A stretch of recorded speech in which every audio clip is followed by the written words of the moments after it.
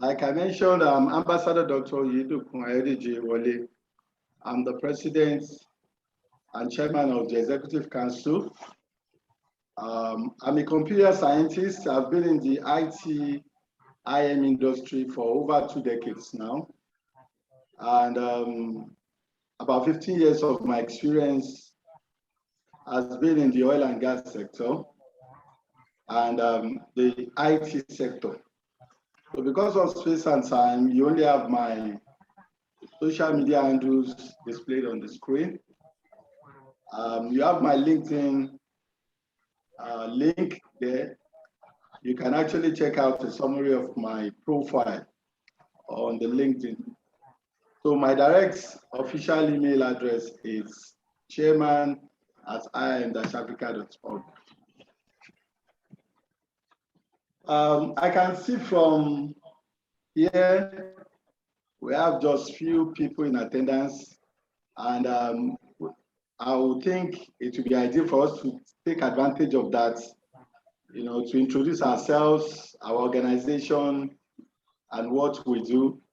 So let's take a few minutes to achieve that. Just unmute yourself, introduce yourself, your name, what you do, your organization, and some of the things you expect, joining the Institute of Information Management, and also talking about today's program, what you hope, to take away from today. So the first person can go.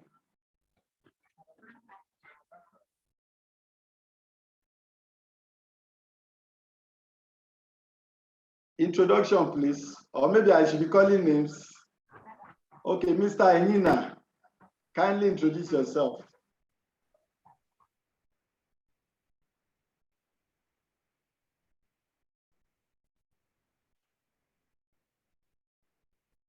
We can't hear you, sir.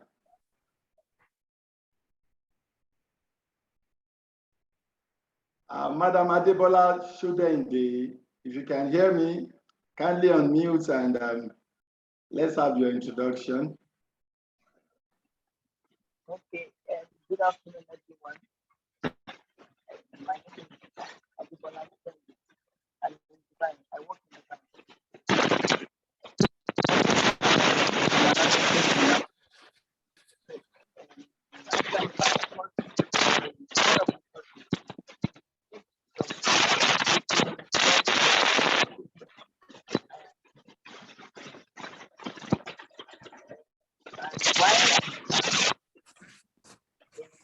Know more about the institute and also to know more about technology, to have a vision of what technology is all about and to improve myself more better.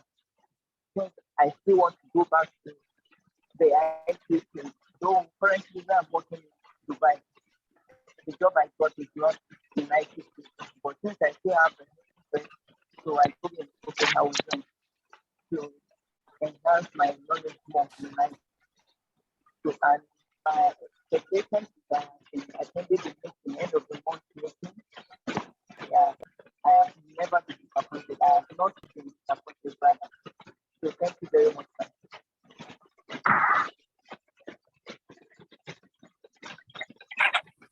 Thank you very much. Mr. Enina.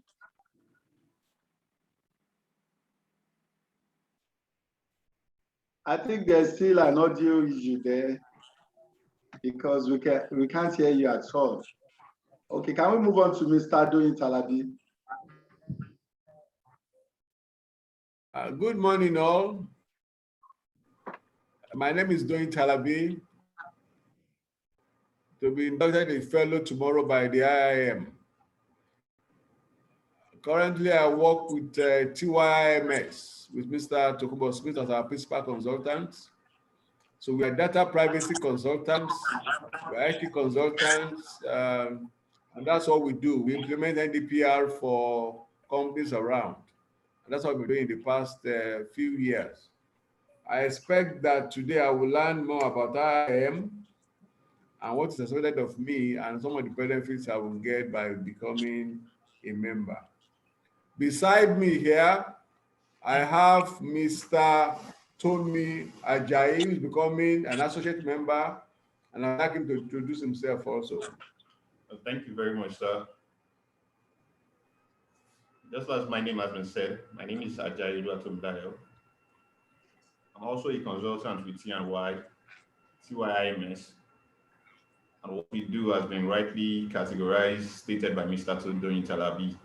And my objective for joining this institute is to learn more about this institute, to know how this institute can be used to develop the information technology space, and also to know the benefits to get from this and to network with great minds around. Thank you. Thank you, sir.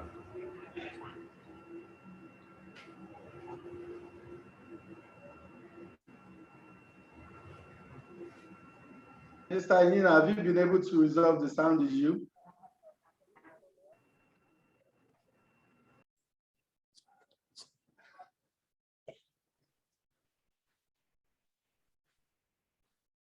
I think the issue is still there.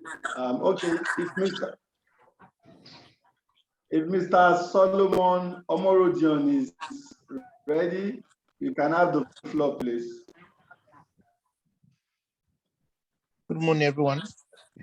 I would, first of all, thank you for making it possible for us to be fellows of this institute or inductees. My name is Solomon Omorodion. I have been working for the past 21 years. I have a background in chemistry, but over the last 21 years, I've had several work experience from telco into the IT space. I've worked in Microsoft, in Oracle, currently work with IBM. I'm currently the regional lead for the entire software ecosystem business in the region, covering the sub-Saharan Africa. I've had a lot of privilege of being part of several seminars, and I've delivered papers and thesis in Harvard and some institutions, focusing on developing Africa emerging markets, leveraging technology in trying to transform and digitalize business. I'm very keen to learn a lot from IIM. I'm very happy to be part of the Fellow Institute, and I'll probably see how my contribution can support the entire institute objective and achieving their goals within the African market. It's a very big honor and privilege for me, and I want to thank all of you for making it possible for me to be an inductee fellow of this institute. Thank you. Thanks so much, Mr. Moridion. We look forward to working with you on this exciting course. Can we have Madam Olabisi Mabangoku? You have the floor, Madam. Good morning, all. First of all, I want to thank everybody, and I'm grateful for this great opportunity to be an inductee of IIM. Like my name has been mentioned, I am Olabisi Mabangoku. I presently work with Swift Oil Limited as the IT support. In charge of the infrastructure, the IT infrastructure of the company. My personal objective and expectation is to connect with like minds, great minds, and also to know how I can benefit more from IIM and what I can also do in my own part to move IIM forward. Thank you. Thank you very much. We appreciate you and appreciate your comments too. Can we have, is it Mr. or Mrs. Adigbite, Lily Adigbite, please? You have the floor.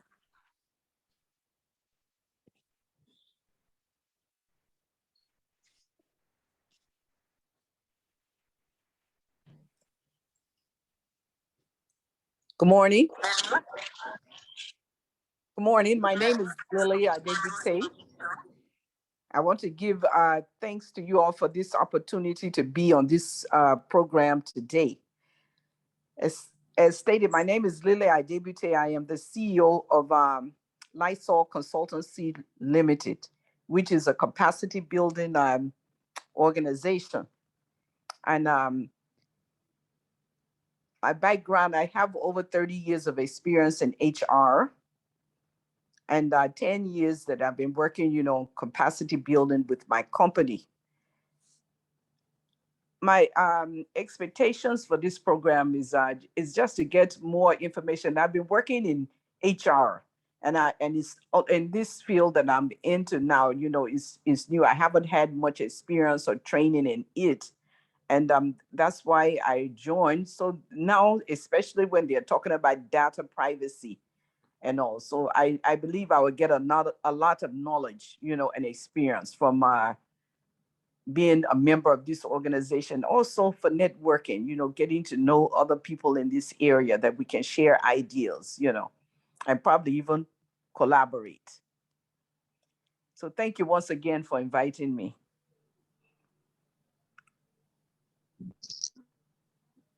Thank you very much, madam. You can be rest assured that your expectations will be met. We've got quality professionals across the globe in II membership. And basically all you requested for are what you're actually going to get, and even more with the Institute. So can we have Mr. Uma, you have the floor. Can you go ahead and introduce yourself? Good morning, everyone. Can you hear me? Yes, we can hear you loud and clear. Good morning, doctor. Good morning, everyone. My name is Umar Baba Umar. I'm currently working with Raw Material Research and Development Council in Abuja. I'm the librarian too at their e-library. I'm actually new in the digital world, so I would like to learn more about IAM and how it can help me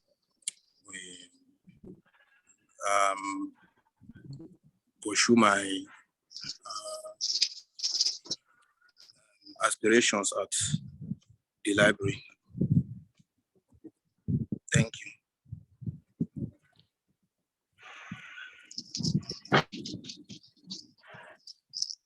Thanks, Mr. Uma, for the short remarks there. Can we have, I think, Mr. Nyima, have you been able to resolve the audio issue?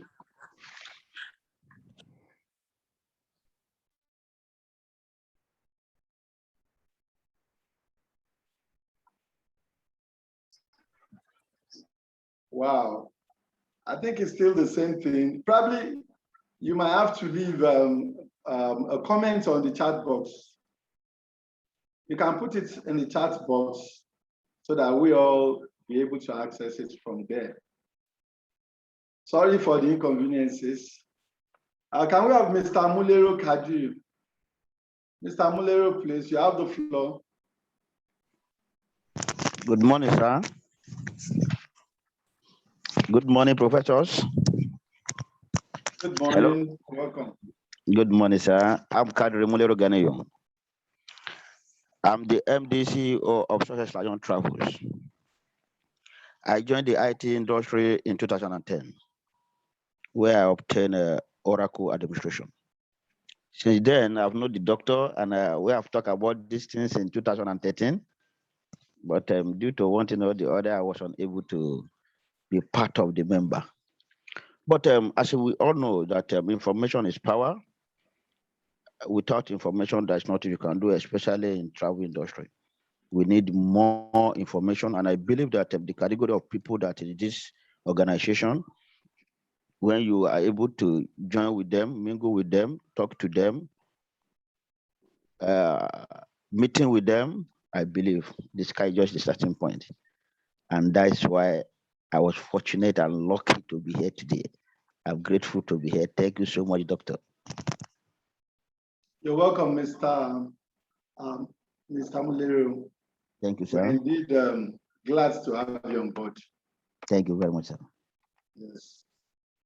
I think, is there any other person in house that is yet to officially introduce his or herself? Yes, Wale Jacobs, please. Please go ahead.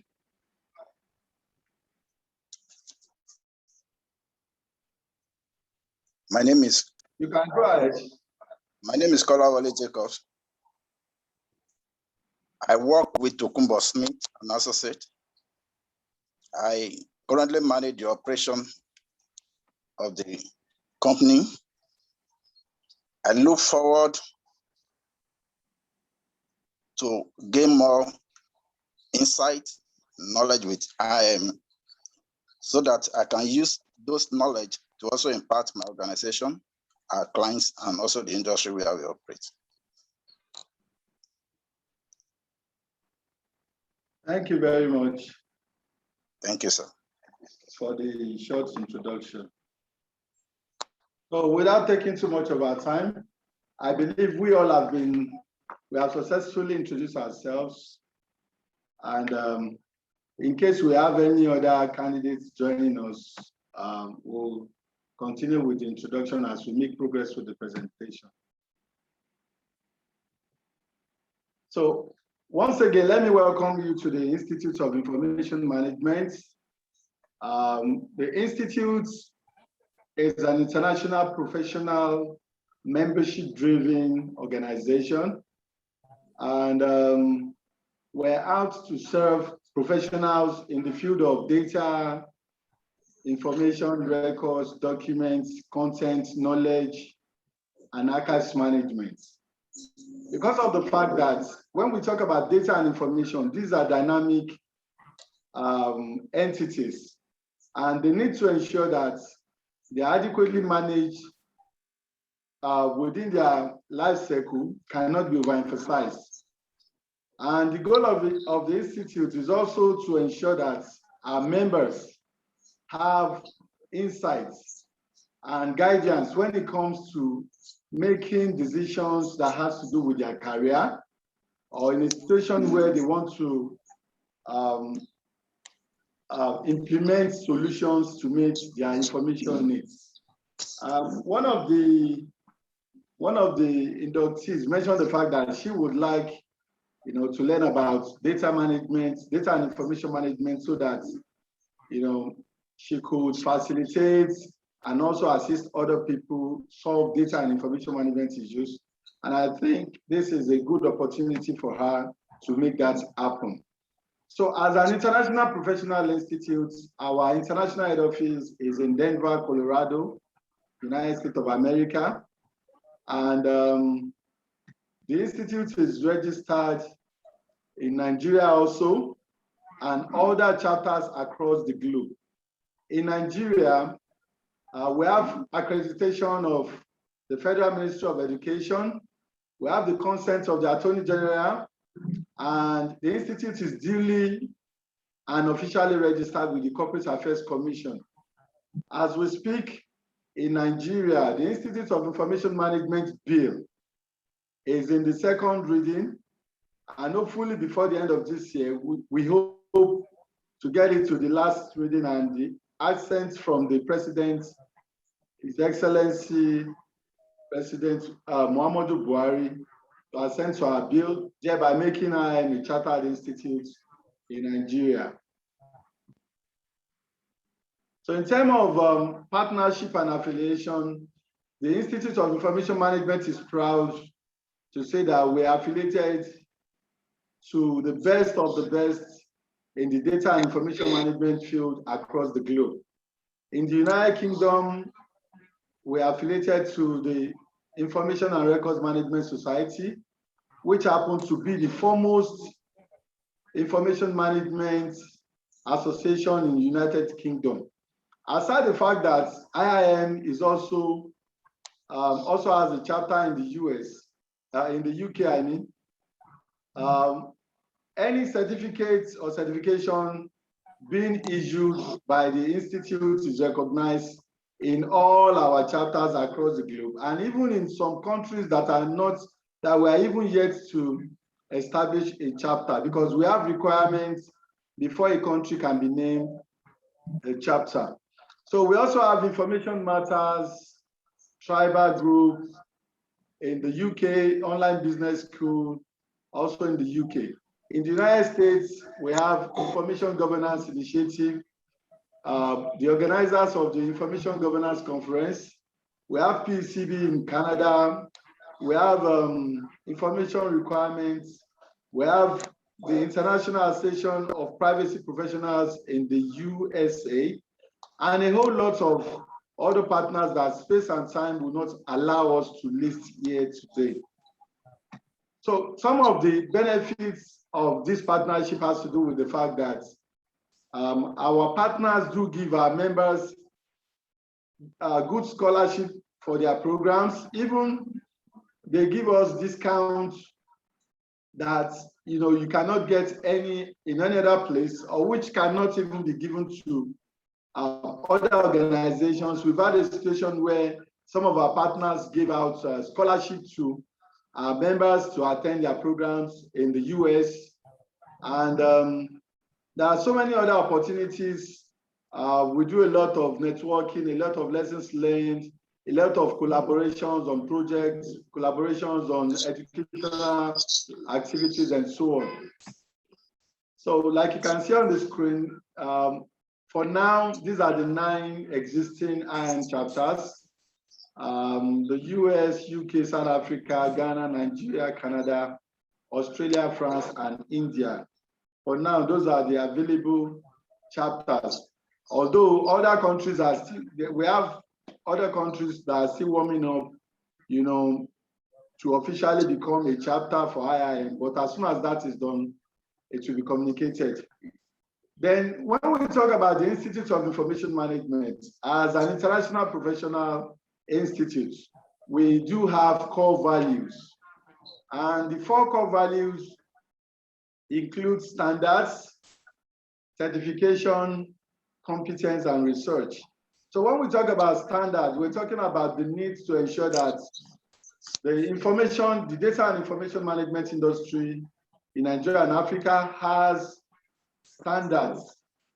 And you'll agree with me that without standards, individuals and organizations, even governments, tend to operate in a kind of disorganized manner. And as a professional institute, beyond providing membership and training, we believe it is part of our responsibilities to ensure that in every organization, be it public or private, there is need for us as an institution to evolve with standards for specific sectors when it comes to managing the information life cycle. So also, we talk about certification, which has to do with ensuring that professionals in the field of data and information management are accorded the right recognition from individuals, from governments, and from different organizations across the globe. Because prior to the establishment of the Institute of Information Management, which actually happened to be a project of the RIMA Foundation. RIMA Foundation is actually Records and Information Management Awareness Foundation. The RIMA Foundation came into existence in 2003 to 2004 as a non-profit, non-governmental organization. And the essence of the creation then was to create awareness around data and information management. In the course of doing that, the foundation realized the fact that the data and information management space was neglected and relegated to the lowest ebb. So because of this, in 2009, the advisory board of the RIMA Foundation came together and decided to have a platform called the Institute of Information Management, developed to ensure that some of the gaps that were identified in the industry were bridged. What are those gaps? Like I mentioned earlier on, recognition for data management professionals was an issue. Because in most organizations, when you talk about managing data, managing information or records, the belief is always that it's a clerical function. And you can always get any employee or any staff to get it done.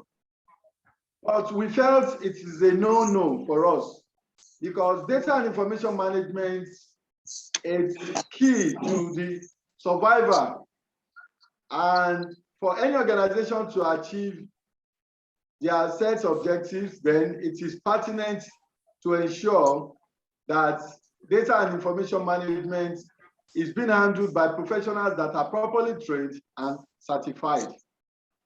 So the issue around certification was also realized, and the issue of competency too, because in most organizations visited then, as part of the research being conducted by RIMA Foundation, we realized the fact that a good number of individuals that are charged with managing data and information were not having the basic knowledge. A good number of them have different kinds of background, training and education that doesn't really have anything to do with data and information management. So if you look at the IIM core values today, these core values were actually drafted from the gaps that were identified then. So as a professional institute, we want to make sure that every sector of the economy has standards when it comes to how data is captured, how data is classified, how data is indexed or numbered, how data is stored, how data is protected, and how data is shared among the stakeholders, and ultimately ensuring that the disposition of data and information is in line with certain standards, policies, regulations, as the case may be. So those were the activities that actually led to, the formulation of the 4 core values that you're seeing on the screen. So as a professional institute, what do? We provide professional services. When I say professional services, please have it at the back of your mind that we are a non-profit organization, and as a result, we are not expected to go into the regular business where you declare profits or you get to sell products and related services. But as a non-profit professional institute, within our controls, we have the opportunity to offer professional services as it relates to what we do and the objects of the institute. So part of this is membership. The Institute of Information Management provides membership opportunities for individuals, organizations, and even government agencies, to join this platform. And as a result, we do have a number of membership grades, like you can see on the screen. We have students, graduates, associate, professional, senior professional, fellow, and corporate. So what determines membership in IIM? Because of the fact that data and information management is everybody's responsibility, regardless of your discipline, regardless of what you do, regardless of your industry, it is pertinent that in the course of your day-to-day activities, you will generate data. Even as we speak now, this particular class we're having now, data has been generated because I believe a number of us are already jotting down points, we're writing down things, and as a result, we're actually generating data. So IIM, as a professional institute, is not restricted to any discipline.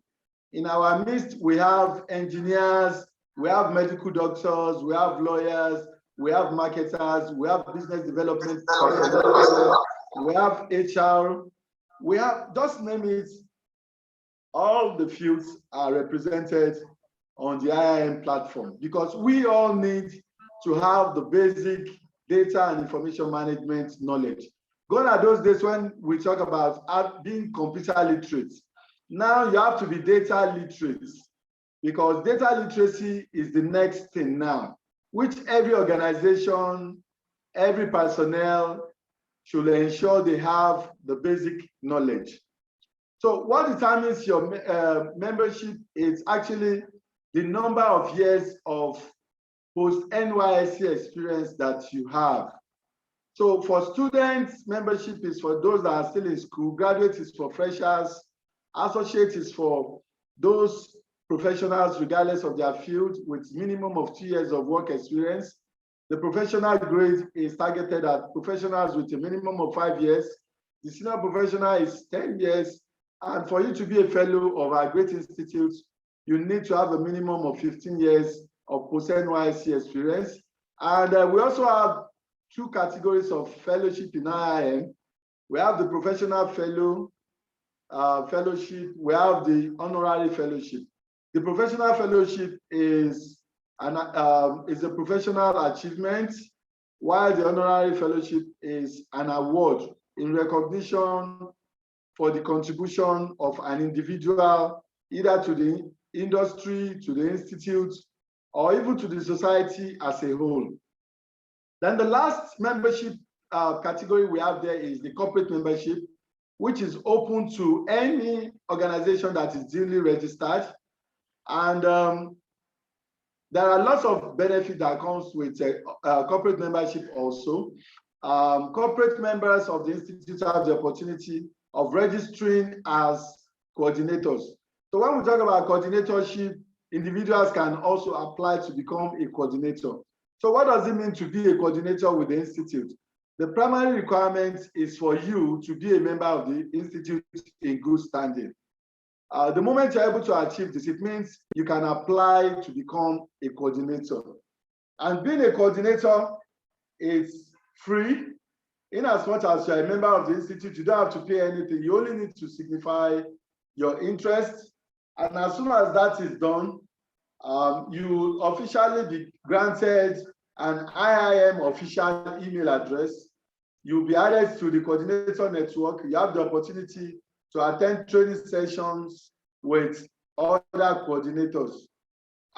And based on that, as a coordinator, part of the activities you'll be involved in will be working hand in hand with the institute to grow the membership, to attract training programs, certification, and also consultancy projects. Our consultancy projects are not directly handled by the institute. What we do is we have a lot of subject matter experts within the Institute of Information Management, and as a result, we have the IIM community of experts, which is being developed to attract professionals within the IIM network, for them to be able to have access to projects. So as a member of the institute, you can be drafted on a project, for you to come and help organizations, to come and help governments. And all of these are not free of charge because you're actually going to be paid for your professional services. So further details about the IIM community of experts, you can contact the membership department on that. So there are lots of benefits, joining the Institute of Information Management. And the very first benefits you have is the IIM accredited membership. Like I mentioned earlier, Ron, you don't have to take our certification or attempt any examination before you can become a member of IIM. We have direct membership opportunity, and we also have membership via examination. So it depends on whichever that you're interested in. The advantage of coming through via examination is the fact that after passing the exams, you have CPD points that you can actually apply to your certification, that is talking about your professional certification. Then for those that came in through direct membership, they also still have the opportunity if they've identified any professional discipline within the IIM space, that they want to pursue, they can equally start afresh and also begin their certification journey from there. So professionally, you have lots of benefits, by boosting your profile. You have access to lots and lots of lessons learned in different areas in the field of data and information management, and a lot of career prospects. And even recently, I think it's even less than a month within IIM. Over the years, we've actually been doing this. We've been assisting our members to secure quality jobs. And within the last couple of weeks, some of our members were even assisted to get a job in one of the best oil and gas firm in Nigeria. And we are very happy and glad that we were able to provide members with the required qualifications. Because in the past, some of the challenges we faced has to do with the fact that, filling certain information management roles in different organizations has been a source of worry for us. Because when you talk about core data and information management, this is a particular skill set that is not common in the Nigerian environment. I remember the Apex Bank in Nigeria, sometime last year, had a number of openings for professionals in the field of information management. And it became a nightmare for those positions to be filled. Despite the fact that we have a lot of people in Nigeria that are looking and seeking for employment opportunities. So these are some of the challenges that we see as a professional institute that we really want to bridge. We want to ensure that we train enough people and prepare them, because the truth of the matter is the data and information management industry is about to take off. But our fear and concern is that if this happens overnight, we're going to be having issues with filling positions in terms of having competent and qualified individuals to fill some of these openings. So IIM accredited membership is an emblem of recognition for you as a professional. It is an achievement based on your qualification, experience, expertise, and your ability to get the job done in data and information management. So there are lots of benefits you gain or you get by joining this all-important institute. Like I mentioned, you have employment opportunities. You have opportunity of even meeting and interacting with peers across the globe in different countries. And, we've had different kinds of testimonies, a situation where members get to synergize on projects, where members are drafted on projects, where members, collaborate with one another, and the story goes on and on. You also have the opportunity, if you are into any kind of solutions, the IIM platform is a wonderful opportunity where you can showcase your products, your services, you can get good patronage. And in fact, a lot of times when people mention that they are from IIM, others tend to recognize them and also patronize them also. So another opportunity is knowledge and best practices opportunities where you can improve your career, you can improve your earning, and based on the skills and knowledge acquired in IIM, you can leverage on that even to enhance whatever consultancy services that you are offering. Then we have a lot of international opportunities. As a member of IIM, regardless of your chapter, because you saw the 9 chapters that was displayed earlier on. Anytime we're having programs in any of our chapters across the globe, members have the opportunity to join us. If it is in the US as a member, it is your entitlement, provided you play your own part by remaining in good standing. Your members are free to join us at any point in time. If you are having your company program and you want IIM to grace it, if you want IIM to be part of it, as a member, as an accredited member of the institute, these are all the opportunities you have. You have opportunities of getting discounts on workshops, on programs, and so on and so forth. Like the last summit that was held last month by the Massachusetts Information Technology Institute, our members were granted good discounts. And these are just some of the opportunities that they've got by being a member of this wonderful institute. Then career and business partnership with IIM, like I mentioned earlier on, by becoming a coordinator, it means you're already part of the decision-making organ of the institute. Apart from the executive council, as a coordinator, it's an opportunity for you to come. You can even come up with ideas, talking about event opportunities, training opportunities, conferences that you want to host, and you want time to be part of it. Then for our coordinators, we have 10% on any individual or business that is being introduced to the institute. And for corporate coordinators, it's 15%. So if you're bringing any business to the institute, those are some of the incentives that you get. And apart from that, you also have the opportunity of being enlisted for the industry award for your contribution to the development of our great institute. Then we talk about opportunity for professional certification. Being an accredited member of the institute, you have the opportunity of, attaining certain points.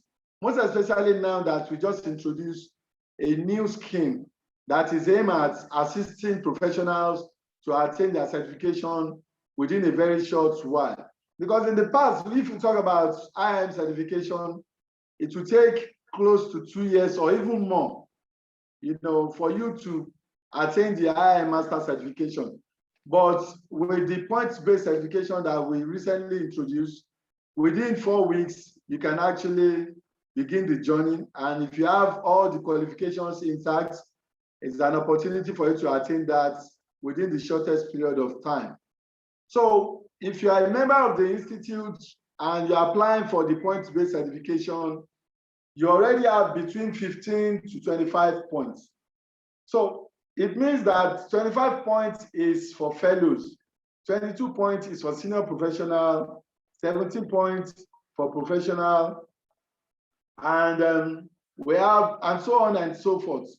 Then as members also, we have opportunity of attending our free quarterly training program and also the IIM monthly webinar, like the one we had yesterday.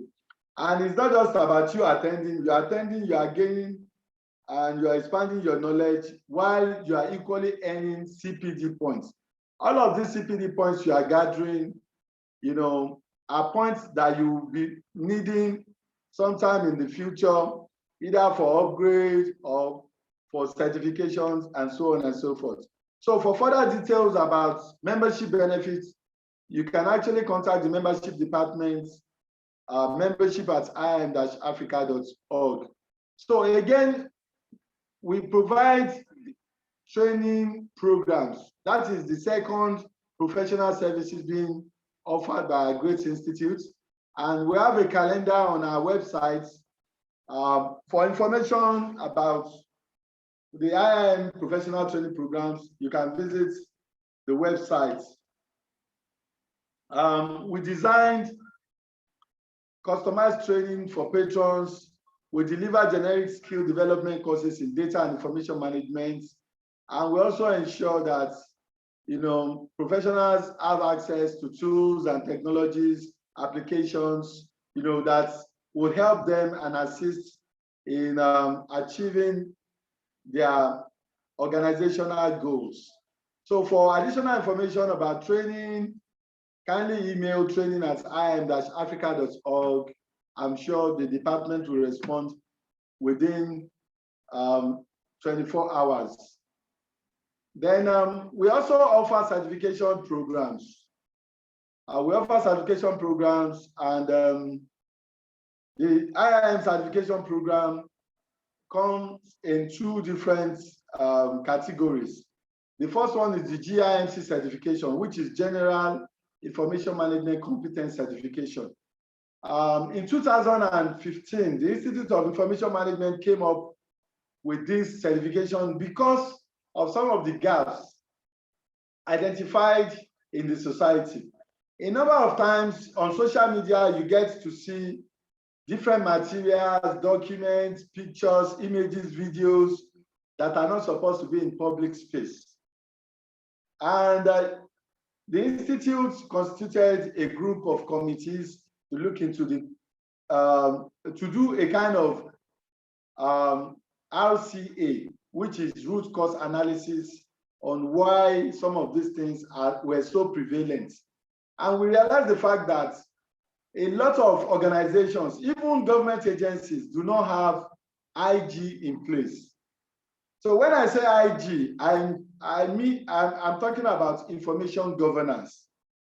IG means information governance for those of us that are hearing the word for the very first time. And without information governance, it becomes practically impossible for you to have control over the data and information being generated and used within the organization.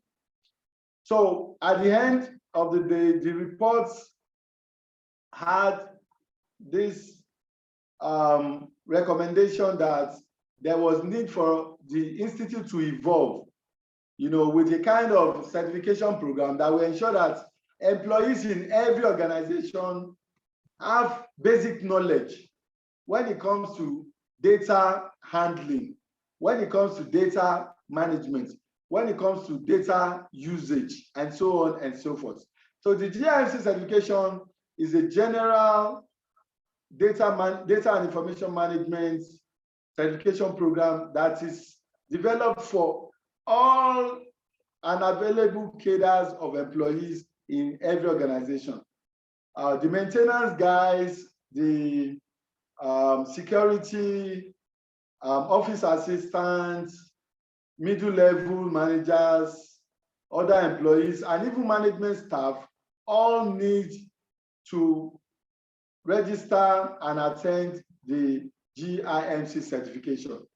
As at 2015, when we came up with this certification, there wasn't even any regulation in Nigeria talking about data privacy. And the essence of this certification as at then, part of it has to do with ensuring data privacy in organization. So it is aimed to promote the awareness in terms of how to adequately and effectively manage data and information within the organization. And also to ensure that every employee have basic knowledge and are able to identify their roles when it comes to data management. So it is about education on how to better manage even their personal data and data that belong to them and even to their customers and clients. So GIMC is expected to help individuals and organizations to imbibe best practices on how to mitigate information risk and handling of sensitive data and information within their organization. I use a keyword there, which is information risk. So what do we mean by information risk? The advent of technology has exposed all of us to what we refer to as information risk. The fact that you have a device that is connected to the internet, it means you are exposed to information risk. And I believe that each and every one of us here today have a mobile phone that with internet access. And that alone, it's enough information risk that we're exposed to. Because a good number of people using Android phones do not really know that what they are carrying is a full-blown technology that has the capacity to do almost the same thing you would do ordinarily on a computer. So having a telephone set is an information risk. And the need for us to ensure that as individuals, we know how to handle those technologies cannot be overemphasized. It is important and it is pertinent for us to ensure that those that are charged with the responsibilities of managing data and information in our organizations have basic knowledge on data management. So the GIMC certification is the way to go, and it is just a one-day certification program, and participants get to they are given certificate of attendance, and for core data managers within the organization, they would be given certificate of attendance and also will be expected to write the GIMC professional certification examination. So after passing that, they would equally be offered a professional GIMC certification, demonstrating that they understood their roles and responsibilities in managing data. So this certification is renewable, is expected to be renewed every 3 years to ensure that professionals are still in tune with global best practices, lessons learned, and abreast of events, technologies, and happening within the industry. So the other type of certification that the Institute offers is the professional certification. This professional certification is actually targeted at professionals that have the responsibilities of managing data professionally. Although other members in other fields that might want to change their career or that might be interested in delving into data and information management field also have the opportunity to enroll to be part of this certification. And the professional certification has 4 different levels. The first 3 levels are compulsory levels, and at each level, candidates are expected to complete a maximum of 5 modules. In our own context, modules are subject areas. For example, project management is a module. Document management is a module. Archives management is a module. Health information management is a module. Geographic information system is a module. Information technology is a module. Business process management is a module, and so on and so forth. So in all, candidates are expected to complete and also pass the IMP stage 1 before proceeding to IMP stage 2, pass IMP stage 2 before proceeding to IMP stage 3. But the point-based certification program, it's an opportunity for you to fast track this, because if you are being assessed and evaluated to have covered and acquired experiences over the years, you might have the privilege of jumping maybe IMP1 or IMP2 or even IMP3, depending on your qualification, years of experience, and other certifications that you possess. Then the last level, which is the master certification, we have 10 unique areas where professionals can actually specialize.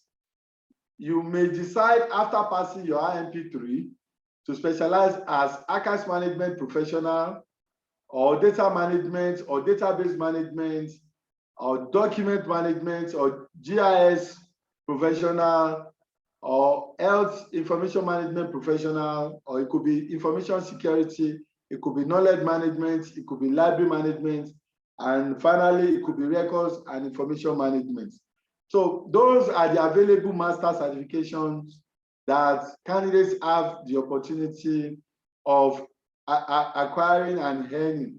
So talking about the point-based certification, is an opportunity for candidates to fast track this process. So they don't have to wait for the next 1.5 years or 2 years, to attain their certification.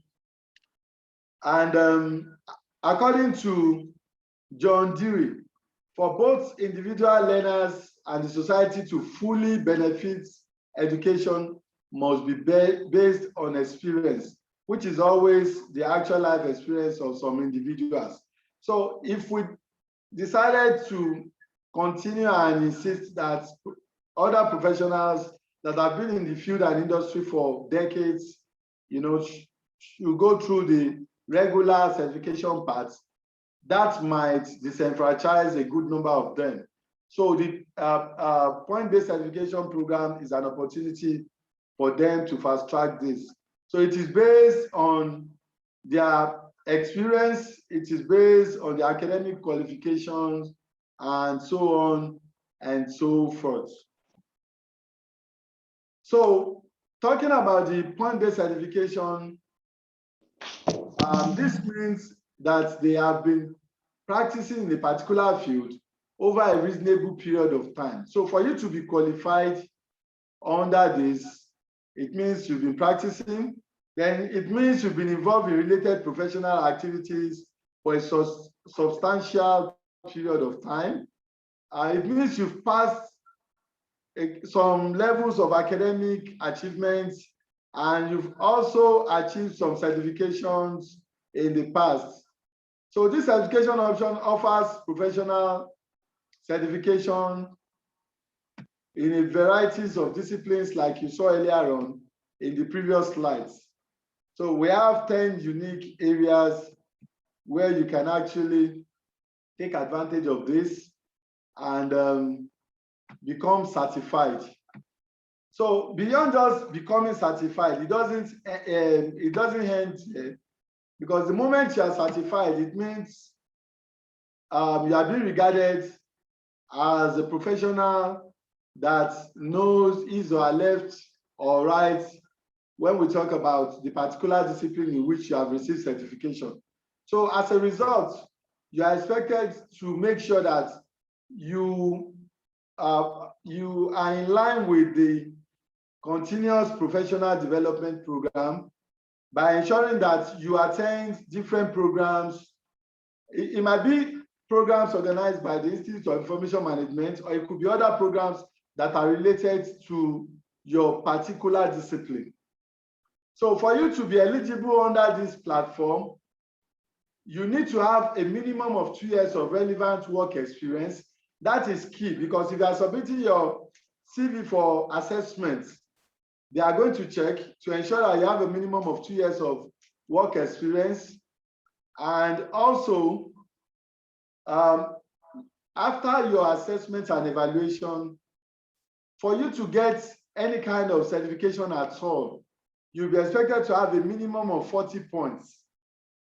40 points is the minimum point that is required for any professional to earn the IIM certification.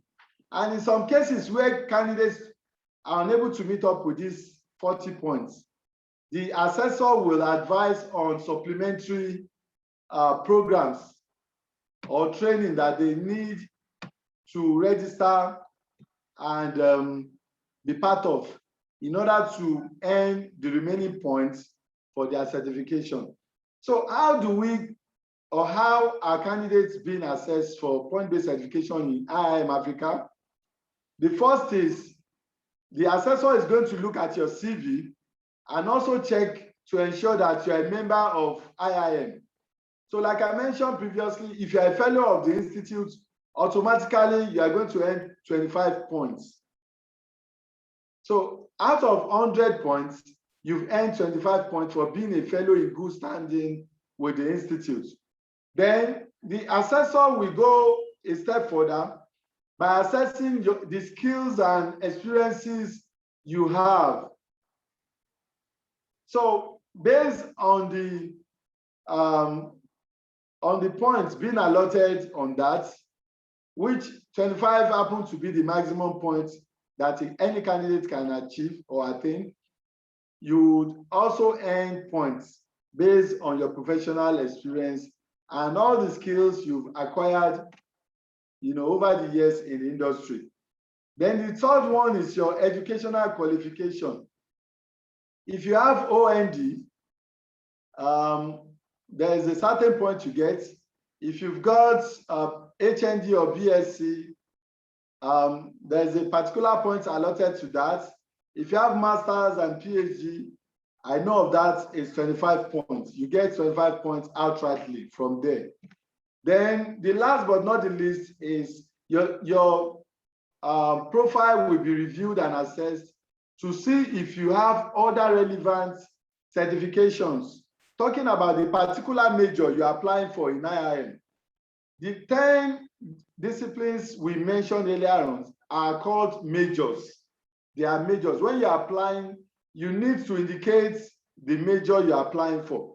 So after your assessment, even if you are not, if the point you have attained is only able to grant you certification on IMP1 or IMP2, you still have to indicate your major, because assuming you earn a point of around, let's say, less than 50 points, and you are placed on IMP1, what it means is that for attaining IMP1 certification, after a year, you can apply to upgrade to IMP2. Then after another year, you can attempt IMP3. Then after IMP3, then you can apply for the master certification. So it is not automatic. If you submit your document for evaluation, it is not automatic that you are going to be granted the master certification in any of the 10 majors. So it depends on the point you eventually attain. That is what will determine what you are going to get. So like you can see on the screen, we have a breakdown of the points. If you have between 40 to 40 points to 49.9, you're actually going to be granted certification in IMP1. The same thing applies to IMP2. If it is between 50 and 69.9, you will be graded and awarded IMP2 certification. The same thing goes for IMP3, between 70 and 89.9, you are awarded certification in IMP3. For you to automatically find yourself within the bracket of the master certification, it means your profile must be able to, achieve a point between 90 to 100 points. So it is achievable, it is possible. And as we speak, we have people that have already been graded and have been awarded the master certification. So additionally, by applying and receiving assessment evaluation does not mean you already have the certification, because it's common. Even some individuals, the moment they send their CVs for membership and they are being granted provisional membership, without completing the registration process, they go out there to portray themselves as members of the institute. The same thing is applicable in this case. By the time you receive a comprehensive evaluation report, that does not mean that you've been granted the certification. It's just a provisional offer. Not until when you have completed the PBCP process, that is when you can say that you are already certified. And the list of certified professionals will soon be provided on the IIM website, where organizations can do a sort of verification. And we're also working on online verification of certificates and certifications, which will be implemented soon. So it is not a guarantee that by submitting, your resume for evaluation, that you are going to get a certification. You need to meet the requirements before you can even get the provisional offer from the institute. So your certification will be issued by the Institute of Information Management. It will be issued at the headquarters in Denver, Colorado, United States of America. And successful candidates will be notified via email, telling them and informing them of talking about the results of their evaluation. So for further details about certification, please feel free to send email to this training certification department by emailing certification@im-africa.org. So thank you very much. That is about that is the much we're going to talk about the Institute of Information Management proper. Now we're going into the reason why data and information management is essential in various organizations. As we speak today, there are lots of organizations that are faced with different challenges when it comes to managing data and information. And like you can see on the screen, some organizations, because of the fact that they lack IG, that is information governance, because if you fail to manage data and information will manage you. It will manage your organization in a way and manner in which you might not expect. And part of it is exposing your organization to what we mentioned earlier on that has to do with information risk. So the need to manage data and information cannot be overemphasized. Like I mentioned, some organizations are just piling up records. They don't even know how and what to do with those records. They don't know where to store them. They don't know how to store them. They don't know for how long to store them. They don't even know the condition that those records should be stored. And talk less of providing adequate security for those records, they don't know. So these are issues, these are challenges being faced by individuals, by organizations, by a nation. And you find out that it's most prevalent in the public sector. A lot of times you find document records, being stored on the shelf. Some are being kept inside bags, the so-called Ghana must go bag. You find some being kept under basements, and organizations are confused. They don't even know what to do. They don't know the steps to take, in ensuring that some of these records are adequately protected. So that is to tell us that it is a huge gap that we as professionals need to help the society with. So every organization, project, programs must ensure that they address issues around data and information management. Because at the end of the day, well-defined objectives will help them in adding value either directly or indirectly to the bottom line or towards achieving the organization's goals and objectives. There's always this misconception in most organizations, because the truth is that you hardly find any organization today, most especially in Africa and in Nigeria, if you look through their budgets, you hardly find anything, in terms of managing information. The closest you are going to find is information technology related items on the budget. Most organizations don't have budgets for data and information management, which is completely and totally wrong, because like they say that data and information can be referred to as the lifeblood of any organization. Regardless of what you do, regardless of your industry, you need data to make informed decisions. You need data to be able to gain competitive advantage over other competitors in your field or in your industry.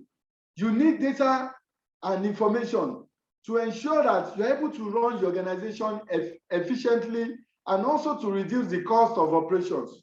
You need data to protect your organization. In the area of litigation, you need data to ensure that your business continues to exist. So we cannot overemphasize on the need for data to be adequately and completely managed. So in most organizations, when you want to promote effectiveness and efficiency of whatever service or services that you provide within your organization, then data and information management is what you need to look at. Then if you also want to ensure that you want to reduce the cost of running your business and you want to increase your profits or profitability of your business, then data and information management is the way to go. So also we talk about social. You don't want a situation where your company your company's image will be brought to disrepute. Okay, look at what happened in the last few days. The Nigerian data privacy regulation, a particular company in the financial sector was fined 10 million naira. I think about 3 days ago, was fined 10 million naira as a fine for non-compliance. So you can imagine, most of the customers wouldn't want to have anything to do with such an organization again, because their image will directly or indirectly be affected by this fine, because this fine is not projecting and promoting the organization in good light. So it's going to affect their client base, and that will directly affect their income, which will automatically affect the organization. So every organization that wants to prove to their customers, to the society, to other stakeholders, partners, and so on and so forth, that they are reliable in carrying out their day-to-day business responsibilities and also ethical in their operations, will need to demonstrate that they are able to comply with regulations, laws, and processes as it affects their disciplines, as it affects their industry. And that is why the GIMC certification is the way to go, which will ensure that you're able to demonstrate professionalism in handling customer data, in handling partners' data, and every other stakeholders that your organization is involved with. And when we talk about compliance now, the NDPR expects every organization managing individual data to ensure that annually they audit, they perform audits on their data management. And in order to achieve that, your organization needs to have information governance in place, because these are some of the things that the auditors will be looking out for when they come to your organization to audit how data is being used, how data is being managed within your organization. So it is important to have the skills, it is important to have the processes, it is important to have the technologies in place that will ensure that you are able to comply with regulations. Then information management program must manage organization information so that it is timely, because the essence of information and data management is ensuring that you're able to access information as at when needed. The essence is also to ensure that whatever information you're accessing is accurate, is complete, is cost effective, it is accessible and useful. Because a number of times some organizations would think they have information management systems in place, and not until when they run into problems that they'll find out that, oh, the backup is not even backing up appropriately. It is when they run into problems that they identify a number of issues and challenges with the so-called system that they think they have. So it is important over time to ensure that you conduct a sort of audit around all these processes to ensure that they are up and running, because better information at the right time makes better business. If you need any information and you are unable to get it as at when needed, the essence and the reason for accessing such data might have been defeated. For example, you have a court case and the particular documentation you are supposed to present in your defense, those documentation are not readily available. The judge will make pronouncements based on available facts, which means the organization is not going to be able to leverage on such information to protect the corporate entity. So you don't want this to happen to you as an organization, and that is why you need to have information governance in place. And part of ways in which you can have information governance in place is by ensuring that your employees, they learn best practices, they get trained, they get certified. You even enroll them into membership of a professional institution like IIM Africa. So it is important for every organization to have control over how data and information is being created. how data and information is growing within your organization? Do you know, and are you able to track how these things evolve within your organization? The only way you can achieve that is by ensuring that you have data governance in place. Then also, for you to have improved efficiency and productivity within your organization, it is important to have information management and information governance in place.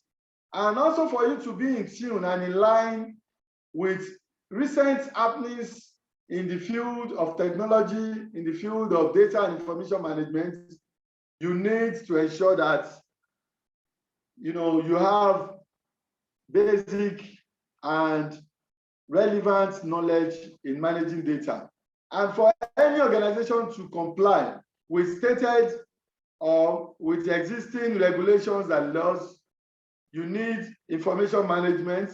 And also, in order to minimize and also mitigate risk, you need information management. Because the moment you are not managing your data effectively, it means your organization is prone to run into issues, legal issues. Some of your customers can take your organization to court for negligence, just like the case that happened a few days ago that I mentioned earlier on. And I even think earlier, about 2-3 months ago, there was another organization in Nigeria, a popular organization that was fined 5 million naira, also for non-compliance. So we can see the importance of all these things we're talking about. It is important, it is pertinent for us to ensure that we have information governance in place. And again, there is a particular category of information that we refer to as vital data and information. Vital data and information. A lot of organizations don't even know this. And as a result, they do not have classifications for this type of data and information. They are vital because if anything happens to them, it might lead to the end of that organization, or it might even land the organization in certain issues and challenges that it might take time for them to recover from. So that is why it is important to identify vital data and information in an organization, and also ensure that those vital information are being stored, not where you store your general data and information, but in special facilities that will ensure access and continuous integrity of those information. Because I mentioned earlier on, when you are storing data and information, you need to be conscious of the fact that the atmospheric weather condition of whatever facility you are storing them matters, because that is what will determine how long you are able to get those materials intact. If you store paper, for example, in an environment that is humid in nature, the quality of the papers will drop drastically, and before you know it, it will be destroyed. If you also store in a highly humid environment, it also affects the quality of the documents. And as a result, a white document, a white paper will begin to turn into brown. And before you know it, it will deteriorate and you might lose that particular information. Also, when we talk about better management decisions, you need support that is provided by data and information. So every organization needs to have solid support in terms of, making decisions, which can actually be derived from data. Most of us must have been hearing about the buzzword, data analytics, data analysis, and so on and so forth. Data analytics will help organizations to have a clearer view, a dashboard where you can actually, where an organization can actually get to see how things are evolving within the organizations. And as a result, they're able to take necessary steps, to remedy some of the identified issues. But in a situation where analytics is not being put into place, and you're running your business, you are not, taking into cognizance the need for you to be able to assess and be able to know how well the business is doing, then the tendency for growth will be limited by this. So in order for you to make better decisions that will move your business to the next level, information governance is very, very key. Then also for us to preserve corporate memory. When we talk about preservation of corporate memory, it has to do with activities within the organizations, within the country, within the environment. How well are we able to preserve all of this? Well, I'm going to use Nigeria for example now. We have so many historical documents that, due to the fact that those relevant government agencies that are supposed to be protecting and be keeping them, due to the fact that they've not been able to provide adequate facilities for their storage, a lot of those materials are deteriorated, and we have lost a good number of them. Okay, for example, look at NTA, for the Nigerian National Television Authority. A lot of programs in the 80s, if you ask them to provide them today, they might not be able to access them again. And these are materials that are required to be preserved, for the coming generations to be able to see how events have been unfolding, how things have been changing, the transformational kind of history, and so on and so forth, for them to be able to leverage on for research purposes and so on and so forth. But the fact that some of these historical materials are not readily available, it means the coming generation might not have the luxury and opportunity to access some of these collections. So it's also foster professionalism in running your business. By the time you have proper control of your data and information, your clients will respect you. Your business partners will respect you. The regulatory agencies coming to you, they will never give you any fine. You will not be fined. Your image will remain intact. It will display and show professionalism in your process and activities. So ultimately, it's also going to help you to reduce costs.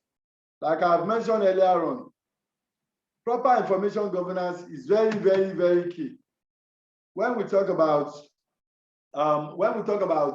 cost reduction, it's very, very key, and it is very, very important.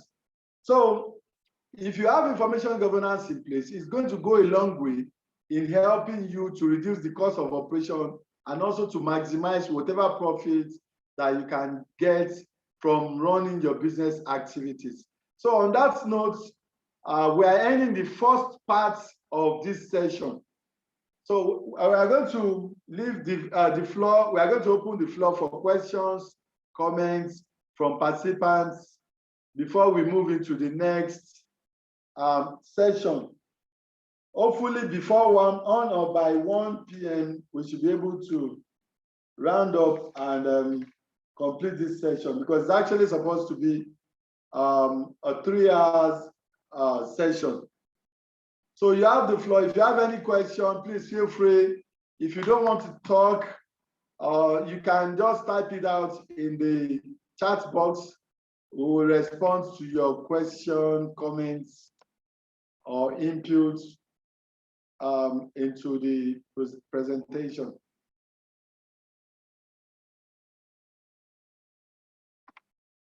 So kindly unmute yourself and ask your question. If you don't ask questions, I'm going to ask you questions. So prepare.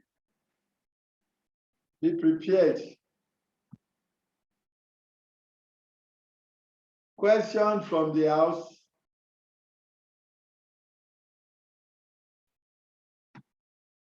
It could be question, it could be comments, it could be inputs, or you might have any information you want to pass across to other inductees, or things you want them to know, or even some areas you still want us to talk about, and so on.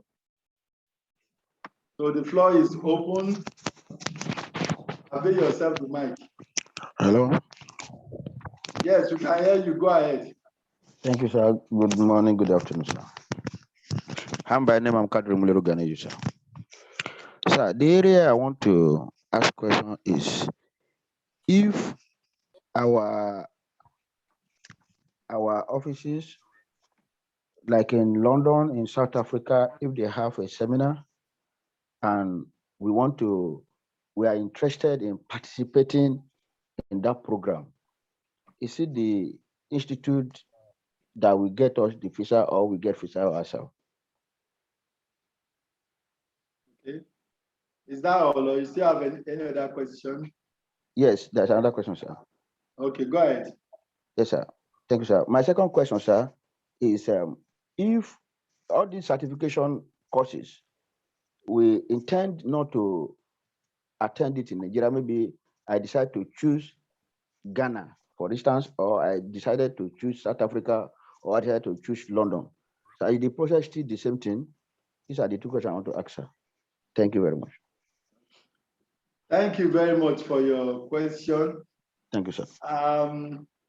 Initially, the Institute used to assist members in visa applications and so on and so forth.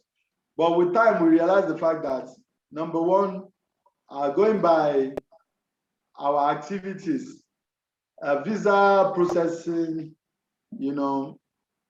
it's something that impeded on some of our activities, and we don't want a situation where it will be affecting our operations. So we decided to encourage some corporate, because in our midst we have corporate members that are into travels and all these travels, ticket booking, visa processing, and so on. So what we do now is members that are interested in engaging the services of their fellow members within the IIM that are providing such services would have the opportunity to do so. But the Institute will provide you documentation inviting you for that particular program and also certifying you that you are a member of the Institute and you'll be attending the programs. In the past, we've had issues where some members of the Institute traveled to the to other chapters, most especially the USA, and they refused to return back to Nigeria. So it became a sort of worry for us, because we wouldn't want a situation where some people would have opportunity and at the end of the day use that opportunity to block other people from getting same opportunity. So we now decided to come up with a documentation. The Institute will provide documentation for visa application, and the member will have to sign an undertaking that if granted the visa, they will visit and also return back to their home. Return back to Nigeria. Yeah. Yes. So that is what we have put in place now. Because if a member travels and decides not to come back, we know the member, we will call the member out, ask the member to come back, or by ourselves, we ask the embassy to repatriate the person to Nigeria. Because our integrity is very, very key. We've had a situation where, for you to know how important IIM is to a number of embassies, we receive correspondences from embassies, trying to verify if applicants are actually our members. And that's why most of the time they go to our website, because we have a page where accredited members are listed on the IIM website. Some of them make use of that page. Some of them, prefer to contact us directly. We've even had situations where embassies will send letters to us purported to have come from the Institute, whereas some of these letters they are forged. Even recently, we had a situation, the Austria embassy, 2 individuals were applying for a visa to attend a conference there, and they forged IIM letterheaded they forged it, they put their passport number and all their details. The embassy forwarded those materials to us, and we confirmed to them that those people were not IIM members. So you can imagine what will happen to them, because number one, they are going to be barred from applying for visa for up to 10 years. And even we as an institute, we only decided not to take up the matter with them because we already have copies of their international passports. If the institute that wanted to take it up, we will have done that. But we were able to confirm to the embassy that those guys were not in our membership.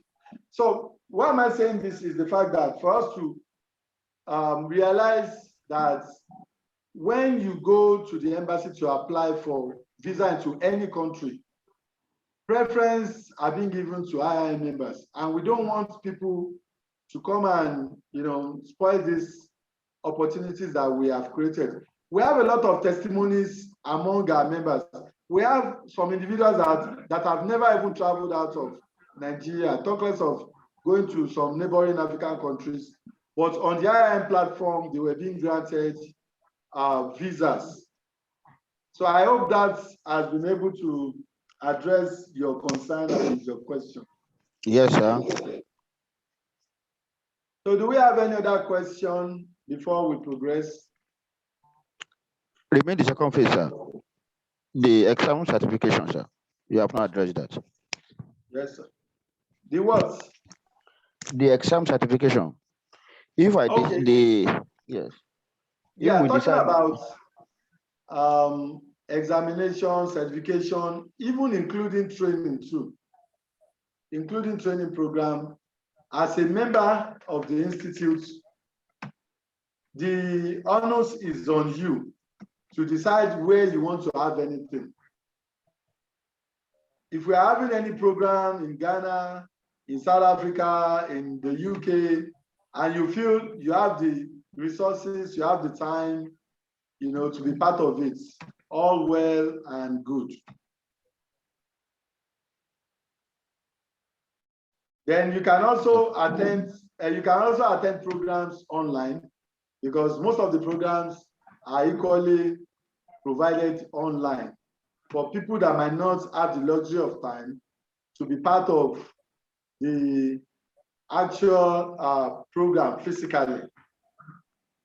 So I hope I've answered your question. Thank you, sir. You're most welcome. Any other question?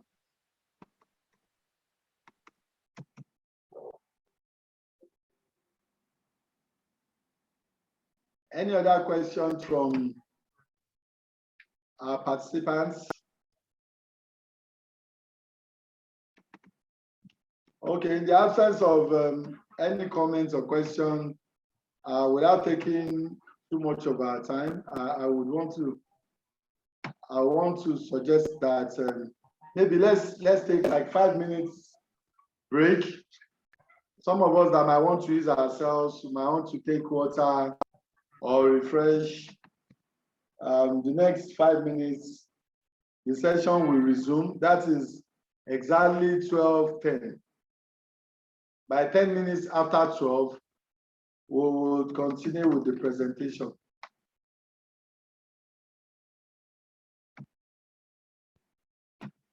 Thank you very much. So take your time to refresh, to stretch your body, because it is not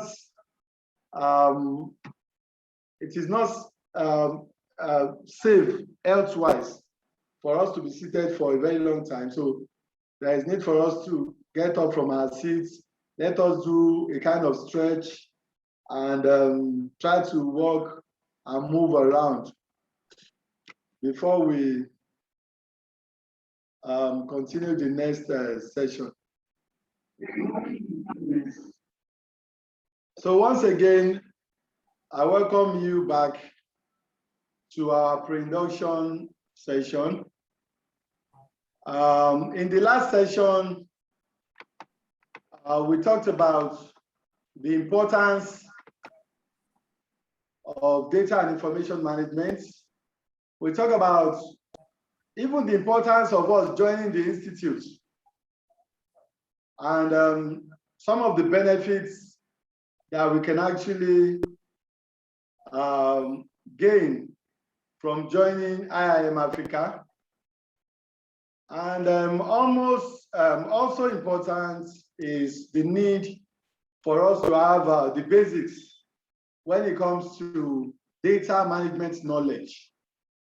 Because a lot of times you find even professionals that have been in the field for years, there are certain basics that they are not even privy to when we talk about data and information management, which is why this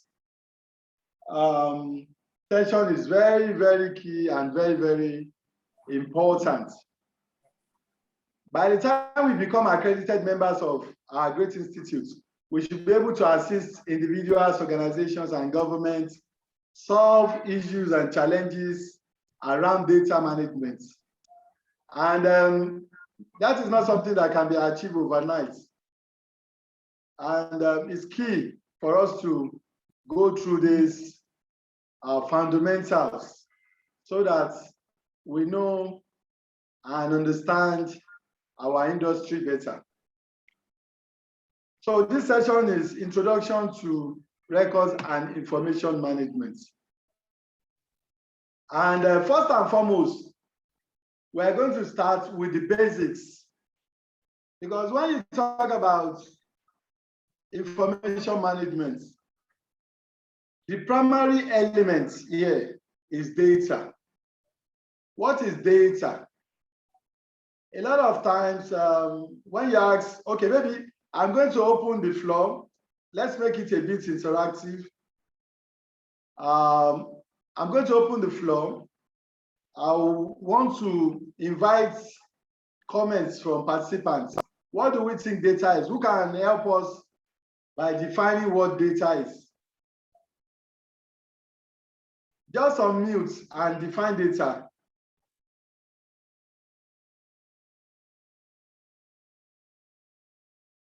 Go ahead, just unmute if you want to contribute. Unmute yourself. You can introduce yourself and give us your own definition of what data is. Please, let's make it as interactive as possible. Even, you know, if you decide to give us a definition that is not correct, it means you are learning. If we don't know your understanding of some of these things, we might not be able to help, you know, to correct certain facts that might not really be representing the right thing or things. So can we have a volunteer in the house who can give us the definition of data? Because in the course of my last presentation, I can't count the number of times I mentioned the word data. And all of us, I believe, we've heard the word data, we've used the word data, we've had course to, you know, use data in our communication, interaction with people, and so on and so forth. So somebody has defined data here that data can be said to be facts and statistics collected together for reference or analysis. That is correct. That is correct. Any other input? Any other input?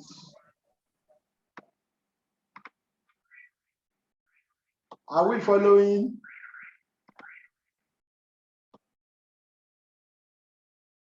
So we want input from participants or delegates to, okay. If you decide not to contribute, then I will have to go ahead with my presentation so as not to continue to take our time. So when we talk about data, what is data? It is important for us to have it at the back of our mind. Anytime we want to define data, it's pertinent to have a kind of understanding around data, rather than, you don't have to memorize any dictionary definition for data, or you have to check a textbook or whatever. before you can define what data is. Because the truth of the matter is, data, okay, somebody here is saying, on a lighter note, data is what gives you access to internet. That is another form of data. The data you subscribe to for you to be able to access this training program is a different type of data. And that is why it is important when you are defining data, you need to refer data as raw. Data is raw. That is, data cannot stand alone. In particular data, you cannot make use of alone. Data is raw. It's a raw fact.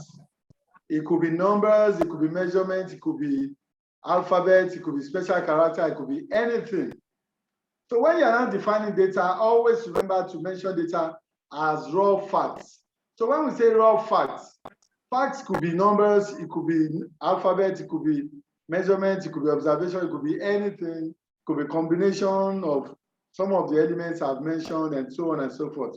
So it's a raw fact that you actually need to process before you can make meaning out of it, or before you can use it, before you can apply data, data needs to be processed. So for example, all of us will have at a particular point in time have a sort of encounter with a registration form. You must have filled a form at a given time in the past. So you can imagine on a given form, you have different fields. Example of fields could be surname, middle name, first name, age, address, telephone number, organization, position, disciplines, qualification, and so on and so forth. Those are individual fields that you have on a particular form. So in order for you to do justice to the form, it means you have to, step by step, fill out those individual fields. Where you have surname, you need to indicate your surname. Where you have first name, you indicate your first name, and so on and so forth. Now, let's imagine a situation where you have an individual that only provided, maybe in that particular form, only provided the surname. The surname is just a single data out of the entire data that is expected of that same person to provide. So it means whoever that is requesting for those data, at the end of the day, will not be able to make use of that particular form that has just the surname, simply because the respondent has only provided a single data. So in order to make sense out of that registration form, it means individual candidates must fill out the entire field on that form. So from what you have on the screen, we define data as a collection of facts, which could be values, it could be numbers, it could be measurements, it could be observation, it could be anything. So data, in a nutshell, is a raw fact that needs to be processed before you can make use of it. That is a simple definition of a data. And the most important thing is understanding the concept. You can define data in your own words. But if you're able to outline that data is the raw fact that needs to be processed, that it cannot stand on its own before you can use, then you will be correct in defining data. So the next entity or keywords that we're going to be looking into now is information. What is information? We use the word information a number of times. Most of the time we say information, information, information. What is that information? How do you define information? Information can be defined in summary as processed data. That is, by the time you've been able to successfully process data, then what you are going to get as a deliverable is going to be information. So anytime you are presenting data or you are providing data in a form and a context that somebody or human can use, then it means the data has automatically transformed into becoming information. Or anytime you are communicating any facts or data to any individual, organization, or group, and those set of people are able to receive and also have better understanding about what you are communicating to them, then it means you have provided information. For example, this particular class, you have been provided information through this training program now. If I decided to be speaking in French now, those of us that do not understand French will not be able to get all this information that I've been passing right from the beginning of this class. So data can also, information can also be defined as data that has been pushed in a context that is meaningful and useful by any individual.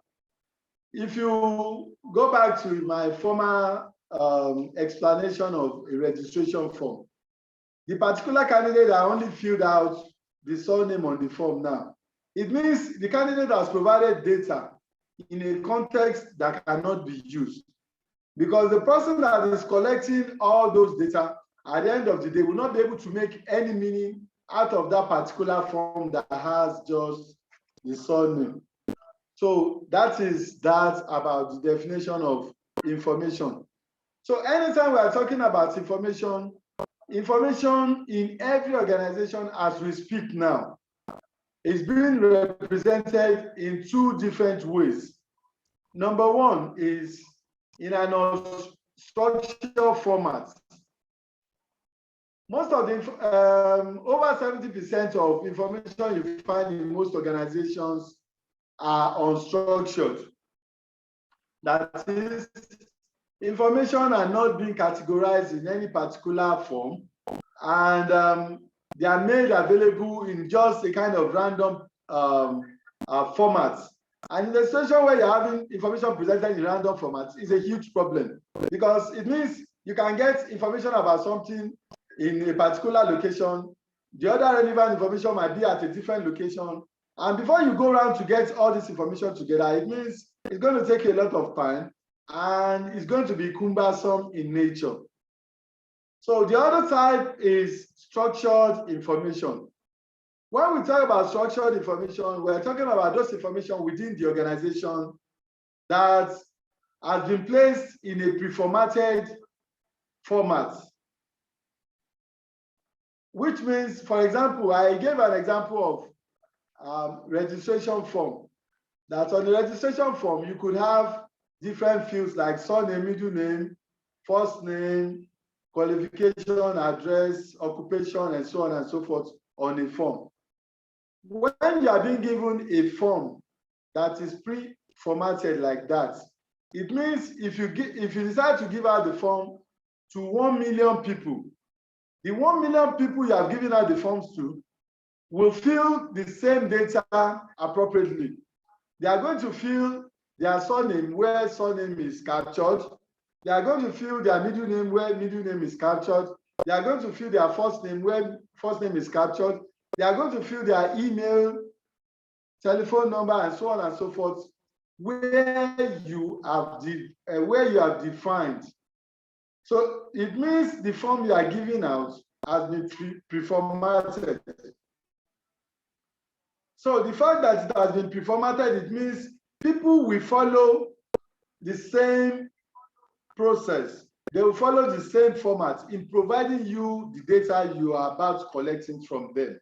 But you can imagine a situation where you decide to, instead of giving them a pre-formatted form, and you are giving out a plain sheet of paper to 1 million people for them to write out their bio data.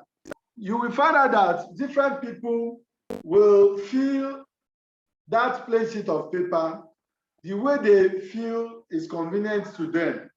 Some might start with their first name, middle name, surname. Some could start with surname, first name, and middle name. At the end of the day, you are going to get the same data, but it's going to be presented to you in an unstructured format now. So that is what we are referring to when we talk about unstructured information. All of these keywords, they are very, very important to us as professionals, because by the time you are going to be engaging clients, by the time you are going to be helping others in information management, these are some of the keywords that you cannot escape. So now we talk about data and information. What is information management now? What is information management? Information management can be defined as collection and management of information from one or more sources, and the distribution of that information to one or more audiences. This sometimes involves those who have a stake in or rights to that information. The management aspect of information management refers to how information is being organized, how information is being controlled over the structure, the processing, and how information is being delivered at the end of the day. So when we talk about information management, it is really, really complex. It is really, really huge. And individual governments and organizations need to pay undivided attention to information management. So when we talk about information management emanating from different sources, what are we talking about? A lot of organizations, as we speak today, they do not even have policies. They don't have processes. They don't have specifications. They don't have standards. And, all of these are required for effective management of data and information. So in every organization, officially, the organization should be able to identify the various sources in which information do get into the organization. It is when you know those sources that you are able to effectively and efficiently capture those information as they are coming into your organization. Example of sources of information could be via email, it could be via surface mail through your mail room, it could be through other internally generated information from different departments. It could be from social media platform. It could be from any source. So it is the responsibility of the organization, in order to have proper information governance in place, to ensure that they are able to capture and identify the sources of information into the organization. So information management is also talking about the stakeholders. How do you ensure that the stakeholders have access to the right information at the right time for decision making and effective management of the business process? This is where information management comes to play. And also, when we talk about the structure, you need to have control over the structure. Just like I mentioned earlier on, that you have structured information and you have unstructured information. If you don't evolve and create a structure around the information, the data within your organization, then you are going to be having issues in having control over data and information.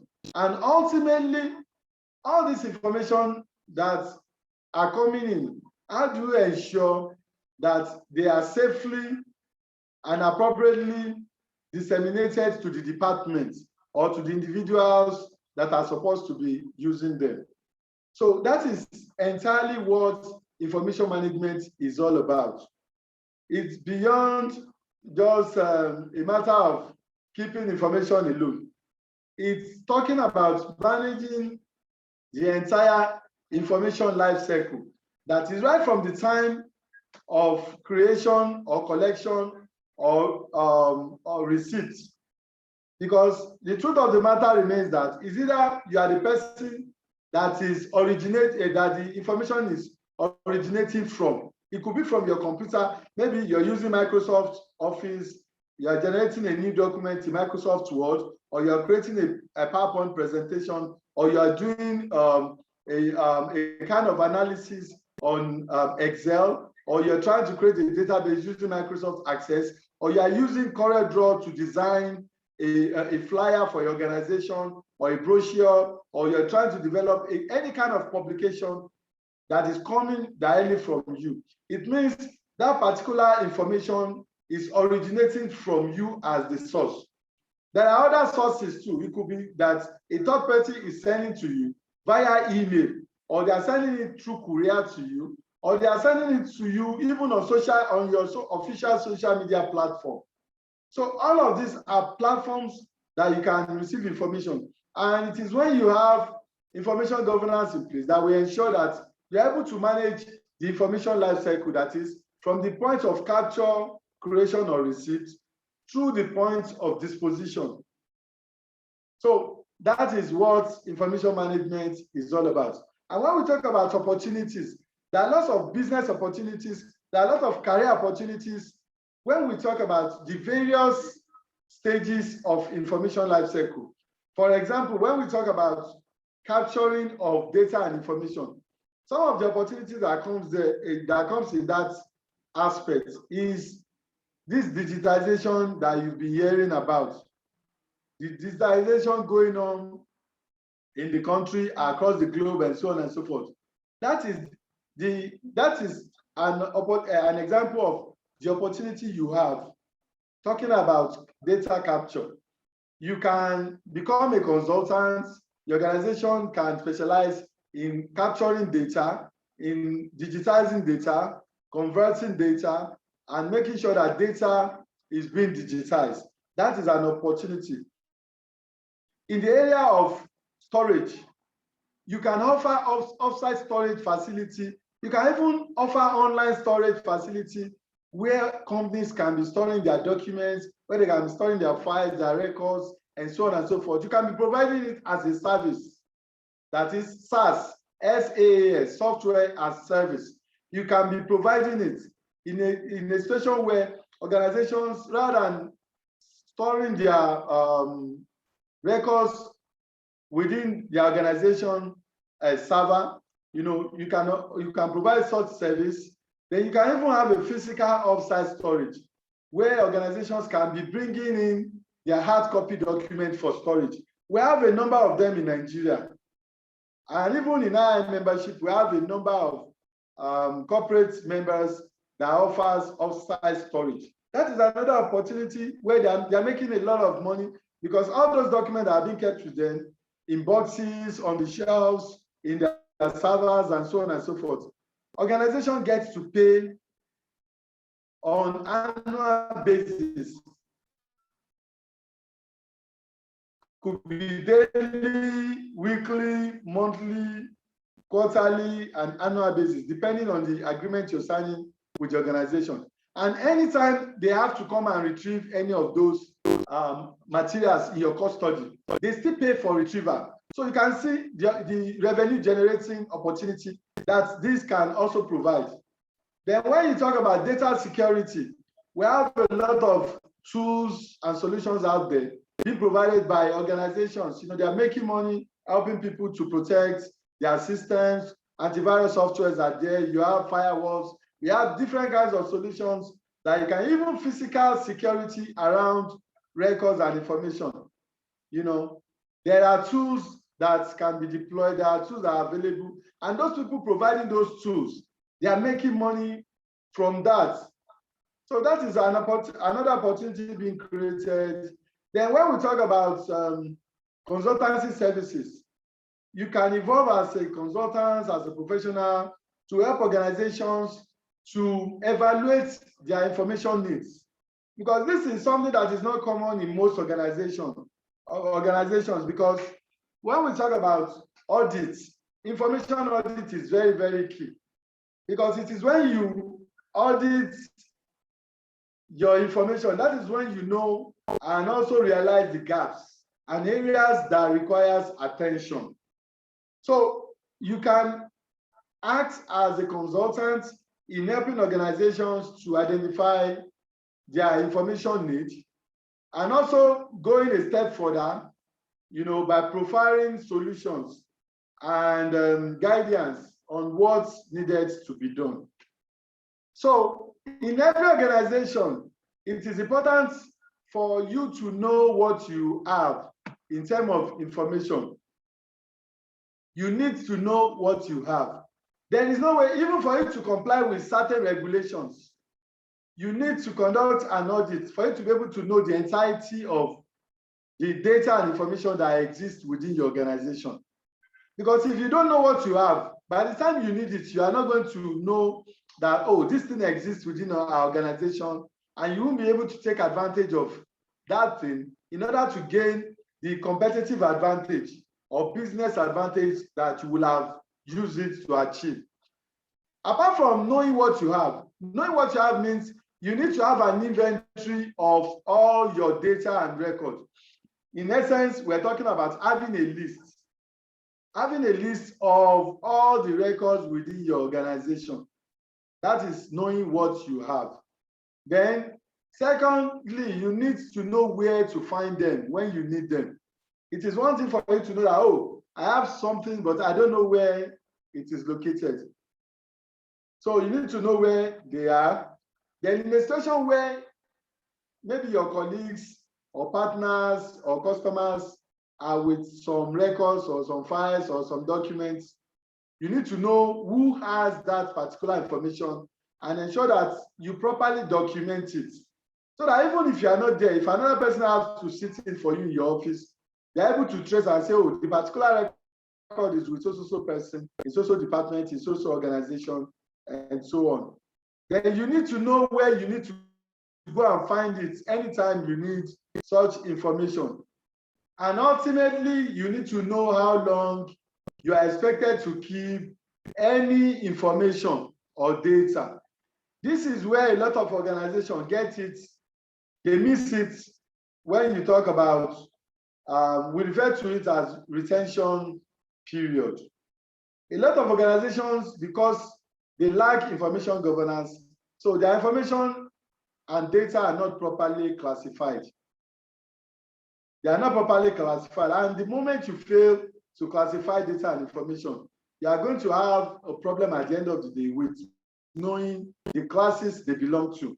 And by not knowing the classes, it means you are not going to be able to know for how long you are supposed to keep them. And that's why in most organizations, when you see them packing documents in a room, on the shelf, under the basement, they are confused. They don't know what to do again. Because there are no known certification, classification in place. So because of that, they find it difficult to throw some documents away. Because the truth is that there are some documents that will have outlived their functions, that will have outlived their usage. And because of that, you don't need to keep them again, because the moment you continue to keep them, you are exposing your company to information risk.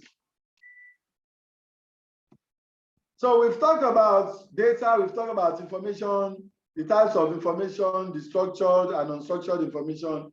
We've talked about information management, and now we're talking about records now. Record is another important keyword that we need to pay attention to. And the truth is that it is information that transforms to become record. And it is not all information that will become record. So we need to take that down. We need to note it. It is information that transforms to become record, and it is not all information that will, at the end of the day, become record. So by definition, what is record? We refer to record as any kind of information or data created either by you or by a third party, or you receive it through any of the sources, and you are now maintaining it, you are storing it, you intend to use it as evidence, and also you still intend to use it as information in carrying out your day-to-day activities. Then you can refer to that as a record. So any information that is being created by you or by another person that you are storing, you are saving to be used as evidence and information in pursuance of your day-to-day business activity, then you can refer to that as record. So we are calling it record because it is something you want to preserve so that in future you can refer to it. So it doesn't really matter whether it's hard copy or it is electronic. In Nigeria, we have a law that is called admissibility of electronic records. So you can actually present electronic records in the law court in Nigeria and it will be admissible. So the media is also not a problem, whether you have it in your email or it's sitting down in inside your computer in a Microsoft Word document or in an Excel document, in a project document, drawings, databases, correspondences, video, audio, procedure, specification manuals, just name it. Regardless, it does not matter. In as much as it has been identified to be a record, it will continue to be a record. A lot of times, most of us, we keep unnecessary items. We keep unnecessary materials thinking they are records. And before you know it, it's taking up space in your office. And you'll agree with me that office space doesn't come cheap these days. You want to ensure and make sure that you're only keeping those documents, those information that are still of value to the business. So a lot of times, all these compliments slip we receive, catalog and trade journals, invitation that you've rejected, some trivial emails that get into your email box. Some of us now, if we check our email now, you will see a lot of emails coming in, even unsolicited emails, those ones you did not request for. People are just bombarding you. Maybe you visited a website, you provided your email address, and they're sending you newsletters, they're sending you so many things. All those things are non-official and they are non-records. You don't need to store them beyond, you don't need to store them unnecessarily. Then request for stock out of this distribution list, working paper that is draft. Maybe you're drafting a letter, you're drafting a presentation, and at the end of the day, you now have a final presentation. Then the next thing is for you to get rid of the draft. There's no point you storing it on the company facility because all of these little things will be taking up space. And you know, the advent of technology, we said, has exposed us to information risk. A lot of times you visit different websites, and before you know it, some documents are being downloaded on your systems, and before you say that processing, you've run out of disk space. So now, for the records now that have been identified within the organization, it is important for us to ensure that we're able to effectively classify those records, because it is by classifying those records you're able to identify those ones that you need to preserve in the archives. For the benefit of people that have not heard the word archives before, archives is a repository, is a place where you keep inactive records. That is records that you don't use on day-to-day basis within your organization. There's no point storing it within your immediate environment. You can take them to offsite location. I talked about offsite storage the other time. If you're not having enough space in your company can outsource the storage of some of these records. So we have active, semi-active, and inactive records. So those active records are those records that you use on day-to-day basis in carrying out your job responsibilities. The semi-active records are those ones you use infrequently, and maybe in 2 months, in 3 months, you access them, to carry out your day-to-day activities. And the last one is the inactive records. The inactive records are those records that you don't normally use in your day-to-day running of the business.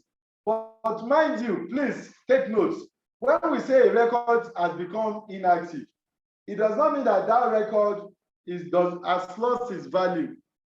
There are some records that are inactive. They are inactive because you don't use them on day-to-day basis. That is why they become inactive. But in terms of their potency, in terms of the kind of record they carry, they are vital records, which means if anything happens to them, it could affect your organization. For example, your CAC certificate, that certificate of registration of the organization, it's a good example. How often do you use that? You don't use it often, but at the same time, you cannot say, oh, because I don't use, okay, I've not even used this, my certificate in the last 1 or 2 years. I want to shred it. You can't shred it. You still want to keep it. So it becomes inactive, but it is still a vital record to your organization. So your classification scheme would help you to identify vital records so that you can store them in a repository that will ensure their integrity is still retained and it is still intact.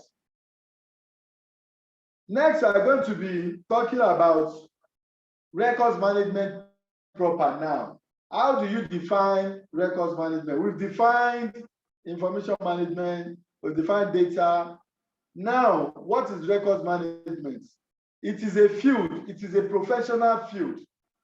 I remember mentioning the fact that in most organizations, when you talk about records management, the management in most organizations will think is clerical functions, that you can just ask any employee to take up those responsibilities.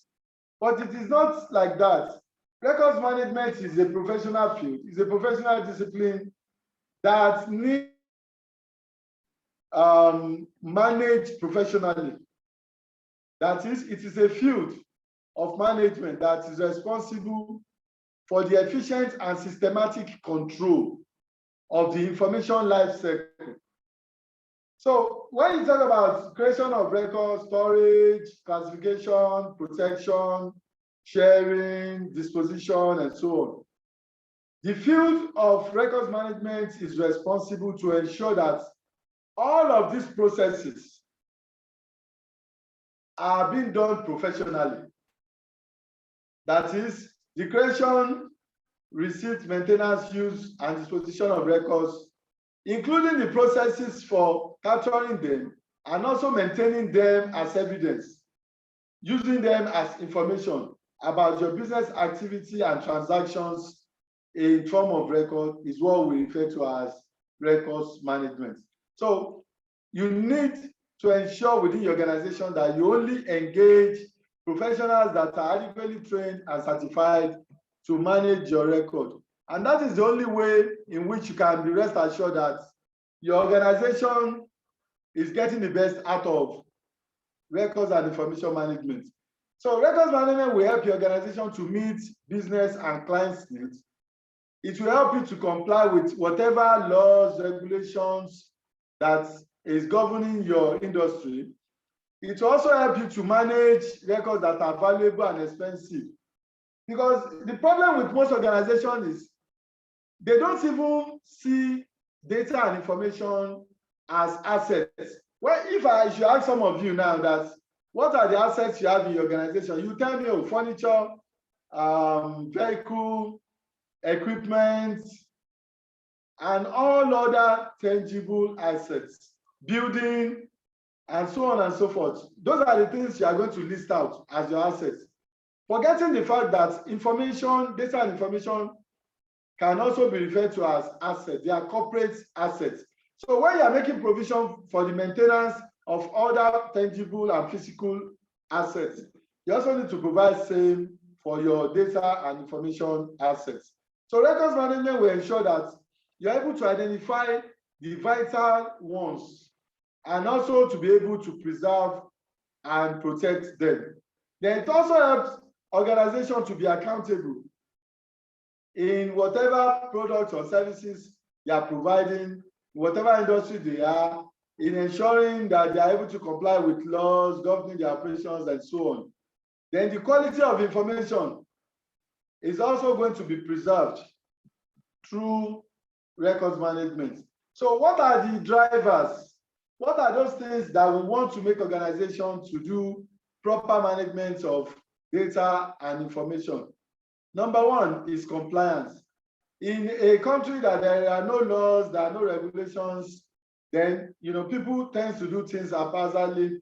But if you have all the regulations and the laws and the policies in place, organizations will be forced to comply. And the only way any organization can meet up is to ensure that they have proper records management in place. Then what is common is good practice, best practices that you find around in most organizations, in most countries that are not having all those relevant laws and regulations. Because a particular organization might decide that, okay, as part of their internal policy, they want to ensure that they're able to meet their clients' needs and provide clients with whatever information they are requesting within the shortest possible time.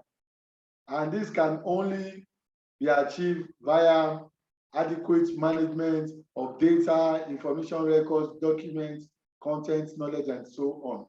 So in a situation where there are non-compliance, it will cost your organization certain costs.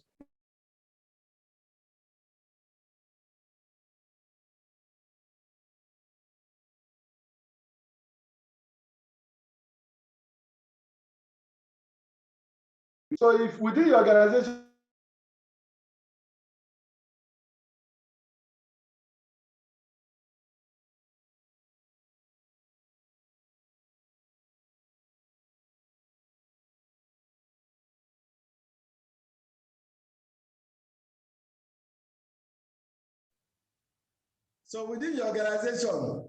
if you are not having records management in place, please, it is very, very key. And even as consultants too, your clients, you need to talk to them, because if you are going to be performing data privacy, if you are going to be providing data privacy services to your clients, the primary requirements that needs to be in place that is going to make your job, that's going to make it seamless for you, is to ensure that your clients, they have proper records management in place. Because without proper record management in place, it's going to be very, very difficult for them to comply and even to provide you all the necessary information that you will be needing in order for you to carry out those functions. So records management is very, very key. It's very, very important. It is pivotal to the success of whatever service or services that you are going to be providing your clients. So also, we talk about records management. The slide will come up shortly.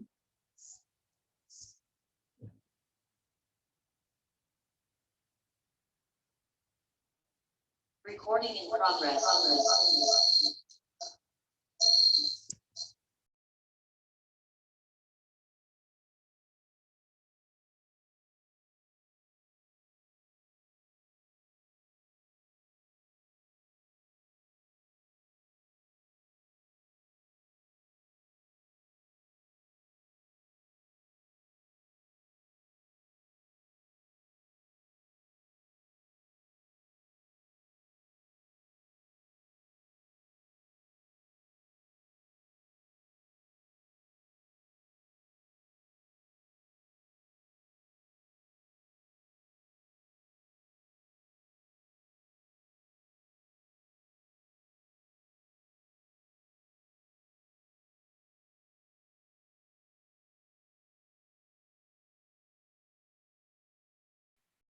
Madam Kolaro, I can see you are still raising up your hand. Do you want to ask any question?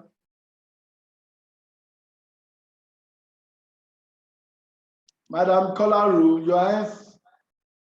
Okay. So part of the benefits of improved records and information management in any organization is accountability. And you'll agree with me, because most organizations would say, oh, they are encouraging and promoting corporate governance. But the truth remains that you cannot promote corporate governance without information governance in place. So for you to have accountability and transparency, you need to have proper records and information management in place so that you can demonstrate that you are actually, in compliance with the process or the procedure. So for you to be able to comply, you need to have records management in place.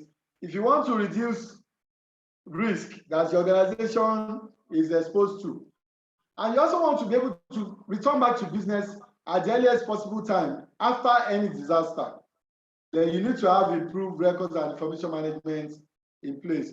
When we talk about disaster, we talk about disaster recovery plan. As part of any organization's disaster recovery plan, records management is a very important aspect to consider. Because the fact that you don't have records management program in place in your organization, it means you are not prepared for disaster. A number of universities in Nigeria have experienced fire outbreak where student records and other important documents, got burnt. And you can imagine a situation like that. You cannot recover all those records, even with all these millions in your bank account. They are gone because you don't have proper records and information management in place. And also, if you want to help your organization to improve on the business processes, your work practices and efficiency to be promoted, you need proper records and information management programs to be in place.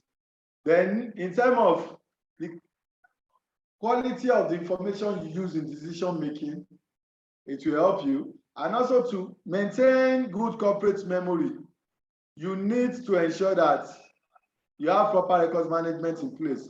So records management, implementing it will help your organization to comply with whatever federal, state, or local government requirements might be. You are going to be able to, to comply with them. You're also going to have the opportunity of providing adequate preservation of those records that are vital to your organization's operations. And again, you are going to improve how people access information. That is, you are going to be able to streamline and ensure that only individuals that you have access to certain information are privy to that. And also, you are going to help, to hasten up the time it takes for retrieval of records and information for decision making. And you are going to be able to monitor record management systems and also be able to meet some of these internal use or internal needs, seamlessly with improved information management. So it's going to help your organization, to promote cost-effective retrieval of information. Because what is the essence? When you have information that you cannot access as at when needed, so it means the whole essence is defeated. Then you're also going to be able to reduce the space and cost of maintaining and storing records with that in place. You are going to improve office efficiency and productivity through this, and your organization will be protected, and you get adequate support anytime you are having any form of litigation or audit is about to take place. You are going to be able to provide all the necessary information for the audit. You are going to be able to safeguard the vital information. We all know the meaning of vital information now. Then when it comes to decision making, and most organizations are encouraged now, to take data-driven decisions, because that is the only way you can leverage on your data assets, to move your organization to the next level. We also talk about defensible destruction of data, information, and records. Defensible. What is defensible destruction? This is talking about a kind of protection for your organization, so that if you destroy any record, you're able to demonstrate in the law court, in case you have any court case that requires that your organization present those records. With proper records management in place, you're able to demonstrate in the law court that those records have been destroyed in line with the regulations that states that certain records should be kept for a particular period of time. And if you're able to provide all the records, it means your company will be protected and your company will not be liable to any fine as a result of the destruction of those records. That is what we call defensive destruction.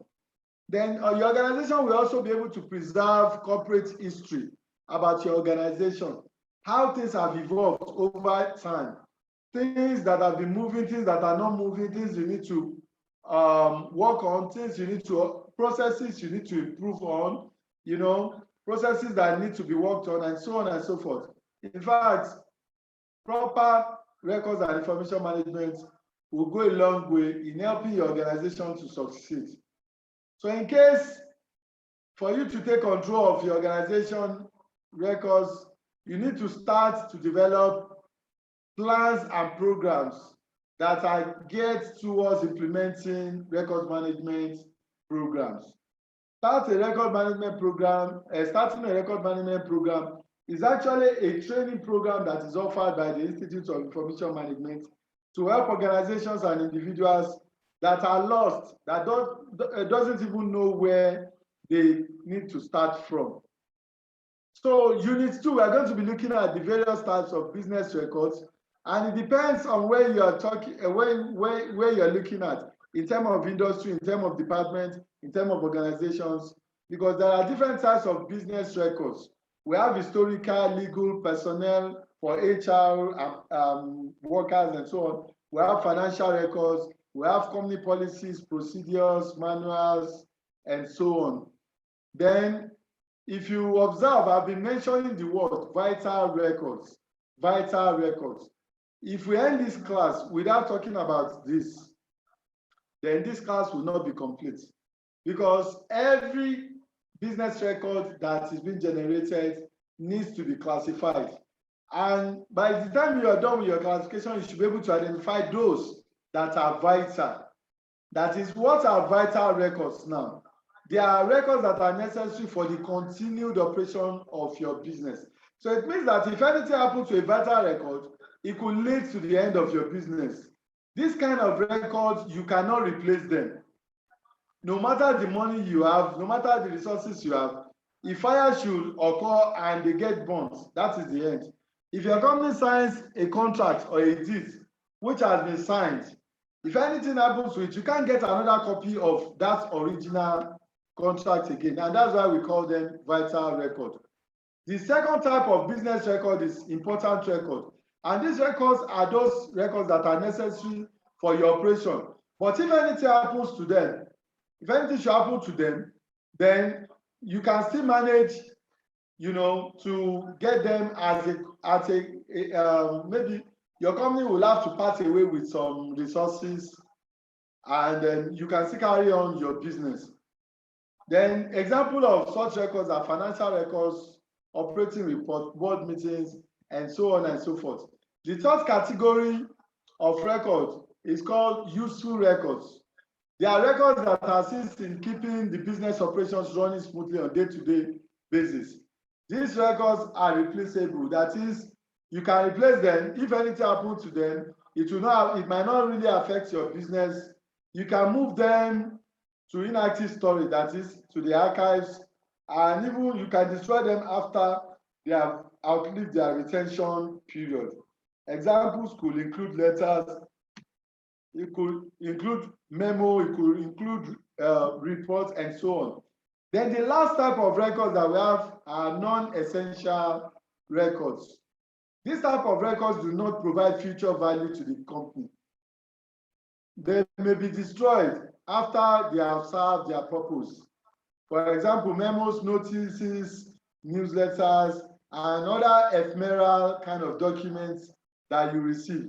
It means that as soon as you receive them and you use them for the purpose that they are meant to serve, you can destroy them immediately. So these are the four kinds of available business records that exist. So last but not the least, we have one more module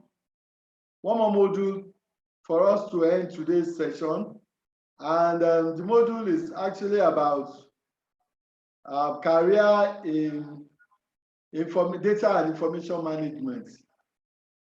Career in data and information management. But before we get into that proper, we just have a few slides, so it's not going to take much of our time. So I'm going to allow for the next 2 to 5 minutes.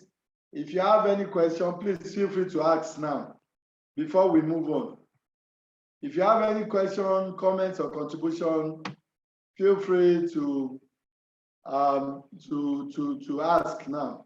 Somebody here is saying, what I want to add to data definition, as you mentioned already. Well done and thanks so much, my president. Okay. So please go ahead, you have the floor. Good afternoon, sir.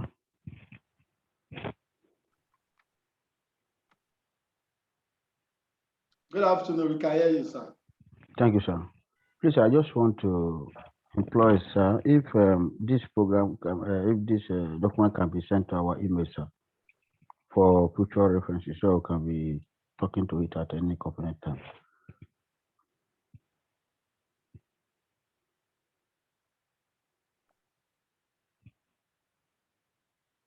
Okay, sir, would that be all? Yes, sir. Okay, sure. It's part of your pre-induction kits. So you are going to get the 3 slides for your use. Any other question? You get the slides before the close of business today.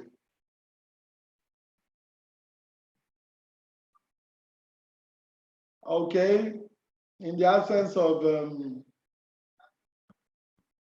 any other question, I think it will be appropriate for us to proceed to the next slide, which has to do with the slide has to do this particular session has to do with career in our sector. That is the data and information management field. We're going to be looking at different opportunities that we can actually leverage on, in the area of career development. So like we've already defined what information management is in the last session. Information management is a collection and management of information from one or more sources and distribution to different stakeholders. So we've explained this. I think we can proceed to the next slide. So as data and information management professionals, what are our roles and responsibilities? What are we expected to do? Even as members of IIM, anywhere we find ourselves, we should be solution providers. As ambassadors of the Institute, we should be able to solve data and information management related challenges being faced by non-members, by clients, by colleagues, by friends, by families. We should be able to solve those challenges. So as information management professionals, what are your roles and responsibilities? Primarily, as a professional in our field here, you are charged with the responsibility of ensuring that data and information is adequately preserved, organized, and disseminated appropriately. That is the core of the function of a professional or a practitioner in this field. In your organization, you have to be able to help them in how data and information is preserved, how data and information are stored, and how data and information is being disseminated to the stakeholders. So information management professionals are skilled in the organization, helping the organization when it comes to retrieval of data and information, including knowledge. Traditionally, their work has been with physical materials, print materials, but these skills are being increasingly used with electronic, visual, audio, and digital materials. What I will say in essence is that for some professionals that have been in this field for a while now, most of us are used to the physical processes. But the turn of events now, a lot of organizations are beginning to digitize.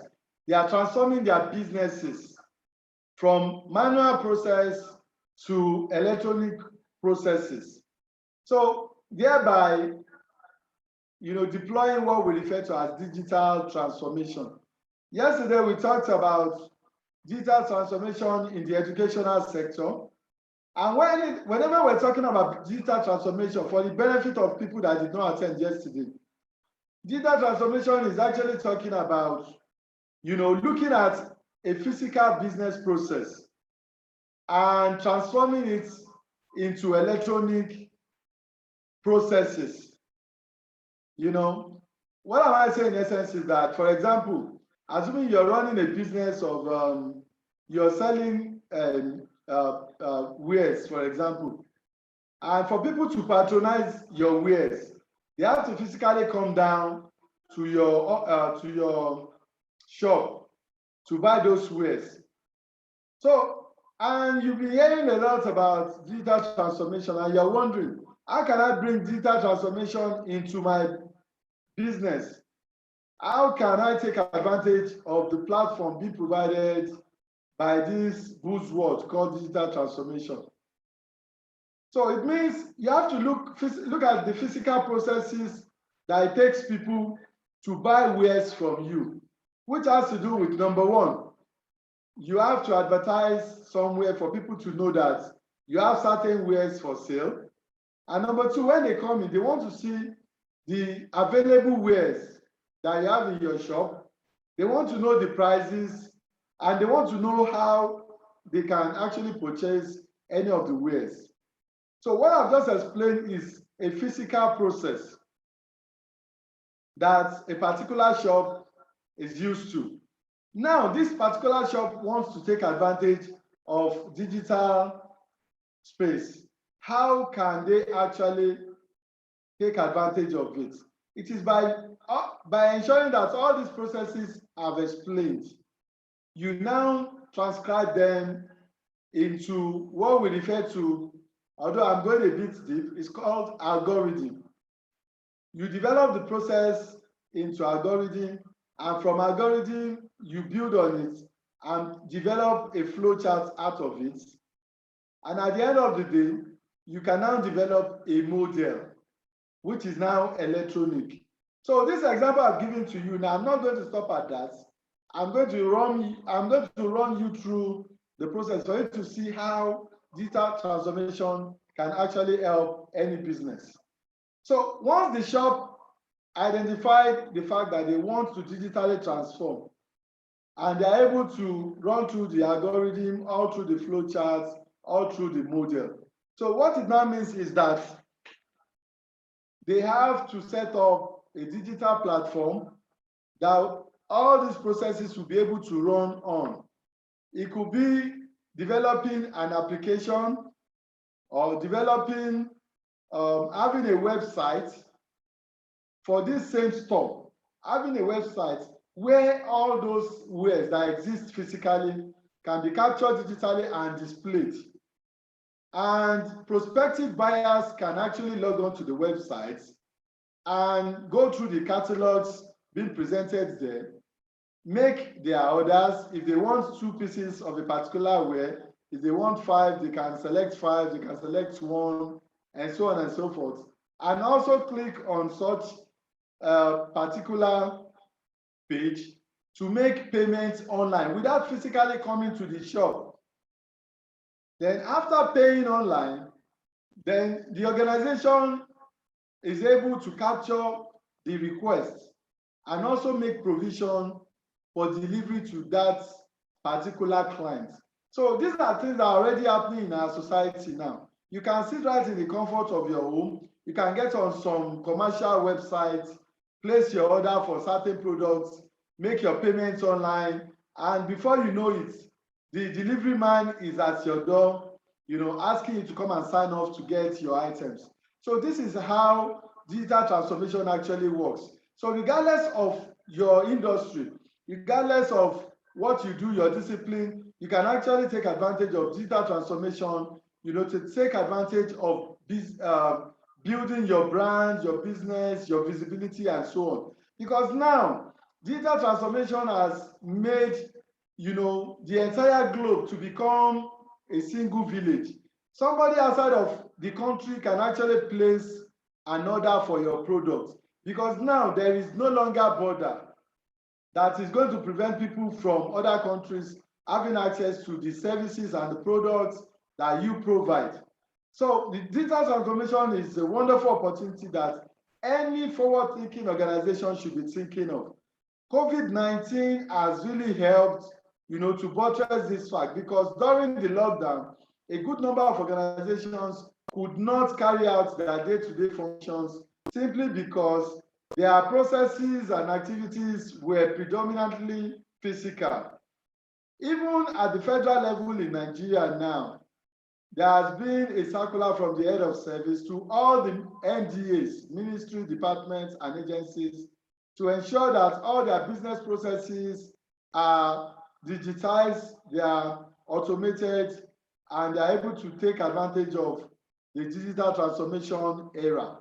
So when we talk about digital transformation, the process has to do with digitization first. Digitization means whatever wares that you have, you might need to capture them digitally.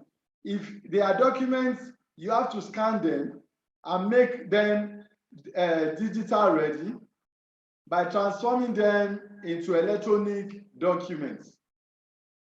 Then digitalization is now talking about that business process model that you have designed now. How will this business process be integrated into the system, the application, the tool that you want to use? That is where digitalization comes in. So digitalization is different from digitalization. Then by the time you've been able to digitalize the process now you are not, what you are going to have as a deliverable is now going to be a digitally transformed business. So you can see now, as professionals in the data and information management field, we have a lot to do in helping organizations now, because now most of the materials are being generated digitally. They are no longer physical. So acquiring knowledge in the area of data capture, scanning, digitization is one good area you can be looking at, because in the past, we've had situations where professionals are asking that, oh, where can they concentrate? What skills that can they acquire? This is one area you can look at. Then when you talk about employment opportunities, as data and information management professionals, you can work practically anywhere.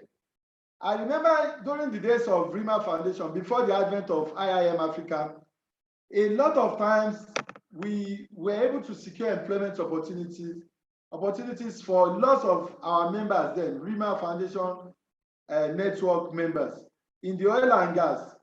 Because the moment you are able to acquire the skills, knowledge, and you're able to have certain certificates to back them up, although your background might not even be in sciences and you have all these skills, then we're able to place people in good organizations as at then. So you can work in public organizations, you can work in private, non-profits, academic institutions, and other private entities. So bottom line is for you to be able to have the skills that is required.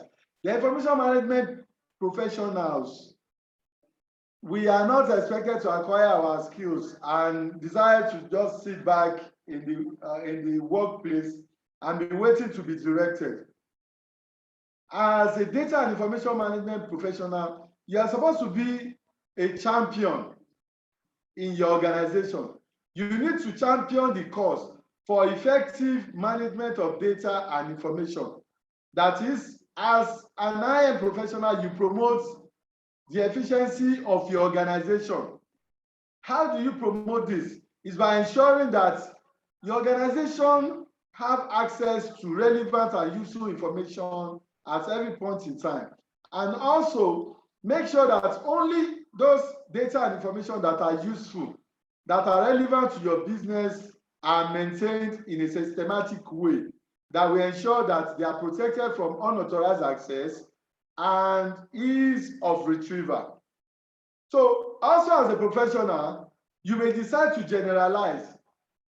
Like me now, there is hardly any particular discipline in IM that you mentioned that I don't have idea of. You may decide to generalize, or you can decide to specialize and say, oh, look, me, I just want to specialize in data capture. That is my interest. Oh, I want to specialize in data security. I want to specialize in pure records management. I want to specialize in knowledge management, and so on and so forth. So there are lots of areas that professionals can decide to specialize. There's even an area we call form management. You can specialize in form management and so on. So what are those functions of a data and information management professional? Number one, your responsibility for you to be relevant to your organization. You must be bringing value to the table.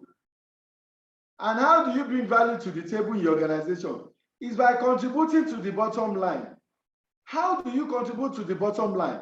It's by having a say and input into the development of strategies, policies, and processes within your organization.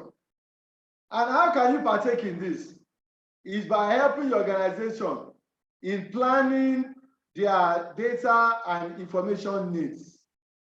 The truth of the matter is, although it is not common, every organization have their peculiar data and information needs. So are you able to help your organization to identify these needs? Because by the time you're able to do that, that is when the organization will realize that they need to have budgets for data management. So if we are talking about planning, we're talking about operational, managerial, and strategic functions. You need to look at your organization in an operational manner and try to see in our operations, what are those needed data? What are those needed information for efficiency, for cost reduction, for mitigation of risk, for ensuring that we're able to meet up with our objectives? In terms of management, in terms of the managerial aspects of the organization too, what are those information and data needs? You need to be able to help the organization to identify them. Strategically, how is the organization able to take advantage of data analytics, to be able to see how well your organization is doing? This will not happen overnight, and this will not happen as a magic.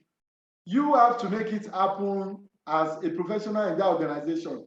And by so doing, your management will begin to see you as a resource person. They'll begin to see you as somebody that's adding and contributing to the bottom line. And at the end of the day, other colleagues of yours will be shocked because you get promoted, and within a very short while, you find yourself belonging to the management cadre because you're already providing managerial support and management support to your organization. Then you also need to help your organization to identify those data and information that you need to retain, that you need to keep, that you need to capture and make sure that they are retained appropriately. Then you also need to be involved in the creation, approval processes, and also when it comes to enforcing policies and practices regarding data, information records, content within your organization, and also how your organization should store them and dispose them as soon as they outlive their retention period. So developing a record storage plan is also very, very key, which includes the long and short term housing and storage of physical records, and even those that are in the digital format already. Because the truth is, if you don't have a storage plan, before you know it, that storeroom where you are keeping files, where you are keeping documents, in no time, the space will be taken. If you are not conscious of your storage on your computer, you run into problems and you just find out that you are running out of disk space. Even take a look at your Android phone. A lot of people, you suddenly find out that your phone is running slowly, is hanging from time to time. You're unable to access certain resources on your phone again. By the time you investigate what the problem could be, you realize that you're already running out of space on your mobile phone. So the fact that it's a phone does not mean you just have to treat it like that. You have to treat it with that same level of importance when it comes to information management, data management. You have to be checking your folders, you have to be checking the groups you belong to, all those images that are being shared. There are certain media, it could be audio, it could be video, it could be documents, dropping on your telephone set. And before you know it, you run out of disk space. So if you don't have that consciousness, technical expertise, to know that from time to time, you're supposed to be checking your phone and be clearing out irrelevant and ephemeral materials from them, you are definitely going to experience this. So you are also expected as a professional to identify, classify, and also store records for your organization. You are expected to coordinate access to records, whether internally or externally, because sometimes your organization might be engaged with some external stakeholders. You want to make sure that you provide confidentiality, data privacy, and also ensure that only records and information you are supposed to have access to within your network are those that you actually grant or provide access to. Because sometimes we lose our guide because we're working on a project with another company. Before you know it, you start revealing and sharing certain confidential information to your organization with them. So you need to be able to draw in between the line. And this is where the specialty comes in. This is where professionalism comes to play, because there should always be a gatekeeper, somebody that is going to be responsible for what is coming into the organization and what is going out of the organization. Then when it comes to how long you're expected to keep records and information, as a professional, you're able to help your organization to identify how long data and information should be kept through the retention policy. And you're able to follow the requirements and the rules when it comes to how to dispose records. So it may involve destruction or permanent preservation of archives and records. So when we talk about career opportunities where you can work, we've realized that in the field of information management, there are over 250 unique job designations. We have it on Microsoft Excel in IIM. So you can imagine, I'm not talking about just a single job. I'm talking about unique jobs. Over 250 jobs exist within the IIM space. And unfortunately, the IT space, they've taken some of these roles, because in most organizations, you find some of these roles under IT. but ordinarily they should be under IM. And as a professional institute, we're also promoting the need for every organization that deem it necessary to have an IT department to also have an IM department. Because the role of the IT department is totally and completely different from the role of the IM department. IT provides support services, they are business enablers, they ensure that the network is up and running, they ensure that the applications are installed, the system are installed, and they also make sure that there is uninterrupted access to the network and to the internet. Those are the basic and primary responsibilities of the IT. But when we talk about IM, which is information management, is a lot more complex because I've been talking about the information life cycle. The responsibility of IM is to ensure that the information life cycle is adequately and professionally managed. And that is why a lot of organizations, when they encounter data loss, they always say, oh, but we have IT department, well, we have this, we have that. It is not IT core responsibility, to manage data for you. They are just to provide the tools, to get the job done. So on the screen, we just shared information management, document management. You can specialize in knowledge management, in archival science, in records management, enterprise content management, library management, and so on and so forth. There are so many disciplines you can actually take advantage of. So all types of businesses and organizations have need for data and information management professionals. In government, in local government, federal, states, they have needs for in banks, in insurance companies, in retail organization, manufacturing, legal firms, medical outfits, just name them. They need professionals that are skilled, that are qualified, that are certified, to manage data. Then career opportunities are most prevalent in medium to large organizations. Okay, in Nigeria now, we talk about SIM card registration. You find a lot of people on the street doing SIM card registration. Even the national identity registration, you find different people registering, individuals on the national database. But come to think of it, these people that are engaged in carrying out these functions, are they certified? No. A good number of them don't even know why they are doing what they are doing. They are just doing it because they are looking for employment opportunity. So organizations are encouraged, before you begin to grant or give people a kind of access or even authorize them to be dealing with personal data, they need to be certified.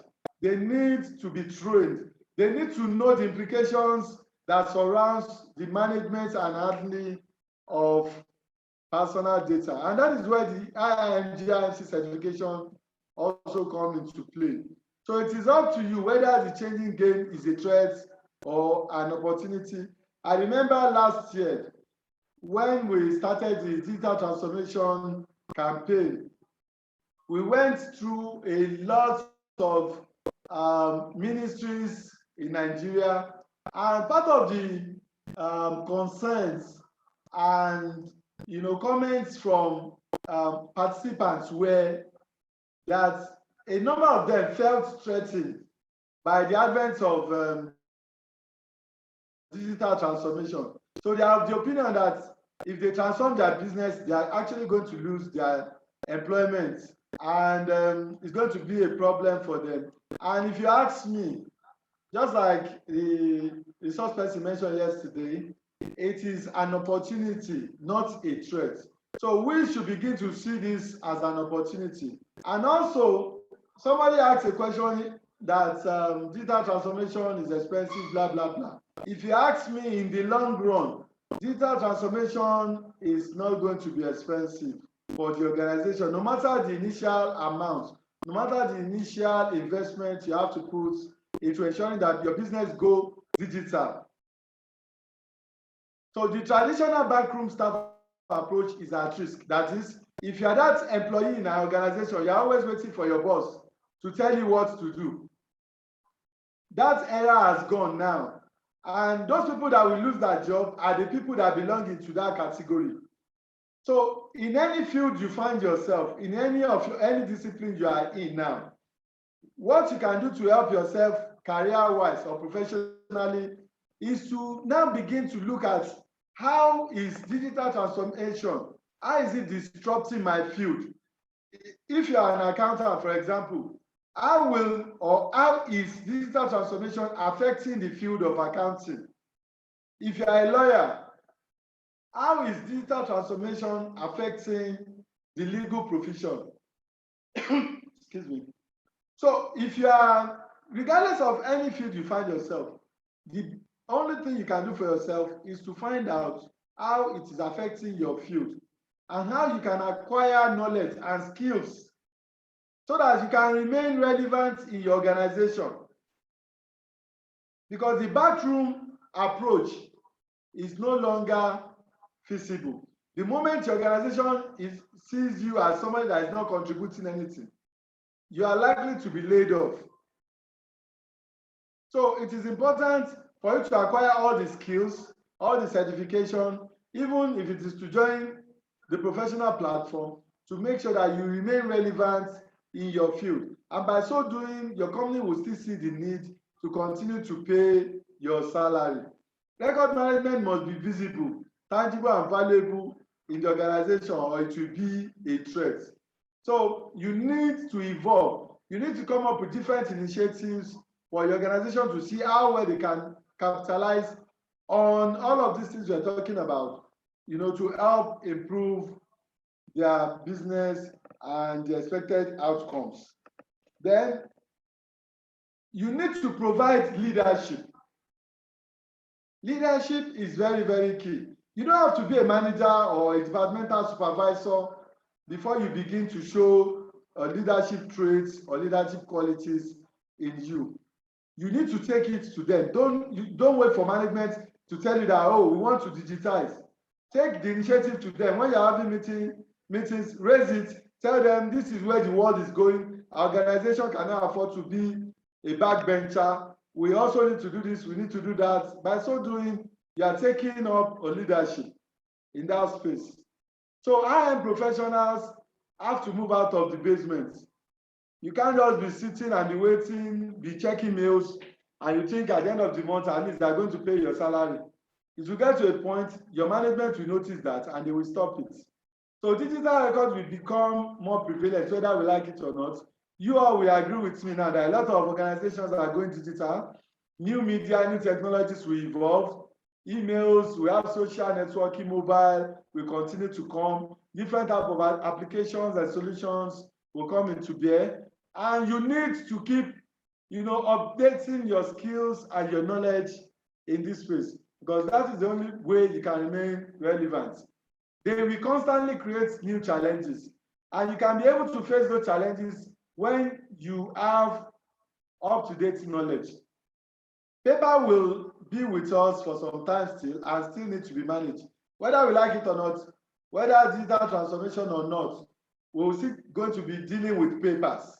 So we can't do 100% away from papers. There is a particular terminology we call paperless. A lot of times when you say paperless, people think you are talking about an environment where there is no paper at all. Paperless means reduction in the use of paper, paperless. So the transition from paper to digital will become more important, as we are already witnessing. A lot of organizations are digitizing. So specialization is still a valid option. You as a professional, if you want to specialize in knowledge management or data capture or information security and so on. But ignorance of related field is not. That is, regardless of where you are, regardless of the discipline you've decided to go, it is also good for you to have a knowledge about other fields within IM. And if you look at the IIM certification, that was why we designed it in a way that by the time you go through IMP1, IMP2, and IMP3, you must have had the opportunity of learning about other fields. So that at the end of the day, we're churning out professionals that are all-rounder. When they refer to you as an information specialist, then you can beat your chest and say, oh, if you talk about GIS, I know about GIS. If you talk about health information, I know about health information. If you talk about document control, I know about document control, and so on and so forth. So our field of data and information management is for the brave-hearted, and it's more exciting now and offers more potential than ever before. There are lots of opportunities. A lot of organizations now, they're employing people with digital skills, people that have all these skills to manage data effectively. If you go online, you find lots of job, international job placements locally and so on. All of these things are evolving. Now we're having data officers in organizations, we're having chief data officers, we're having a lot of new roles that were not there in the last decades. They are all evolving and coming up now. So we can only take advantage of them when we kit ourselves up with knowledge and certifications. Then these are just few out of the 250 positions I mentioned earlier on. Because of space and time, we just decided to list out these few fields. These are opportunities in every organization that can create employment opportunities.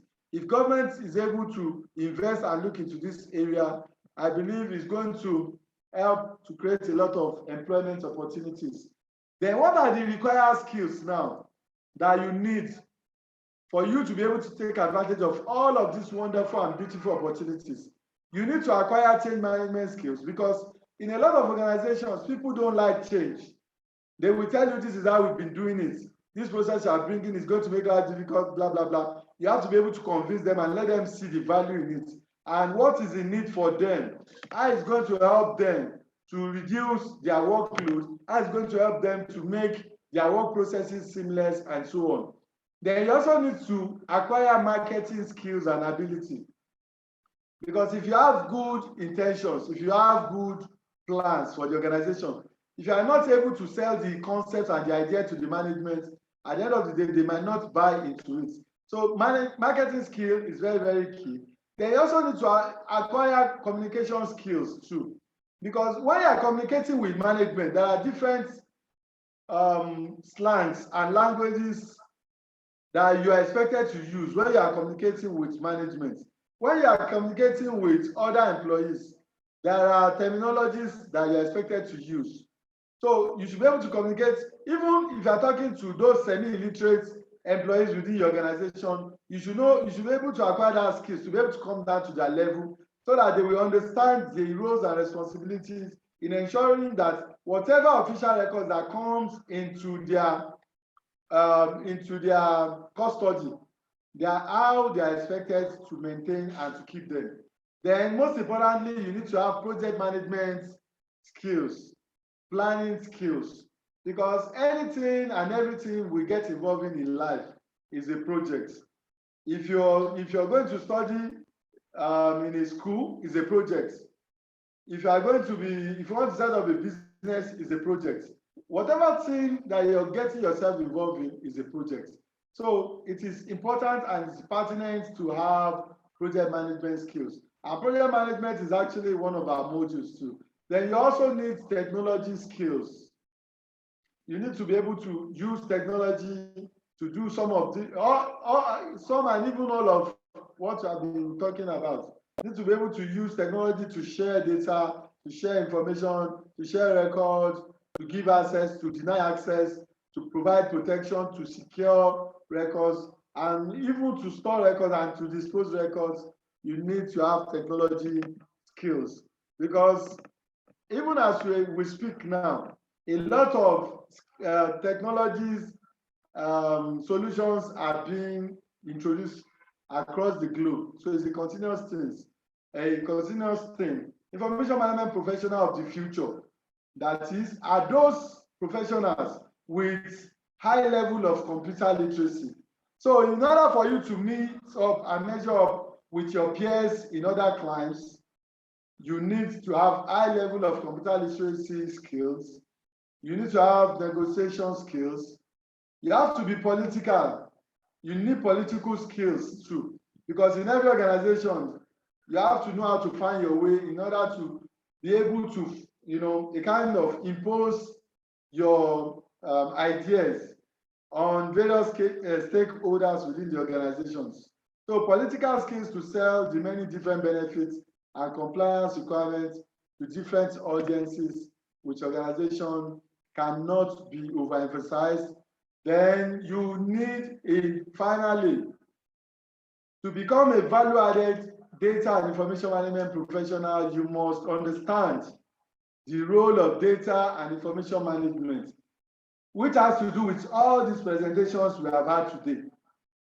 With this presentation, I believe you now understand and you have an understanding of what the role entails and how to engage the various stakeholders and how to, speak the terms talking about information management and provide solutions that are focused on those understanding the needs you have been able to identify within an organization, how you are able to fill the gaps you have identified, how you are able to provide solutions, and you're able to help individuals, organizations, and governments, to solve their data and information management needs.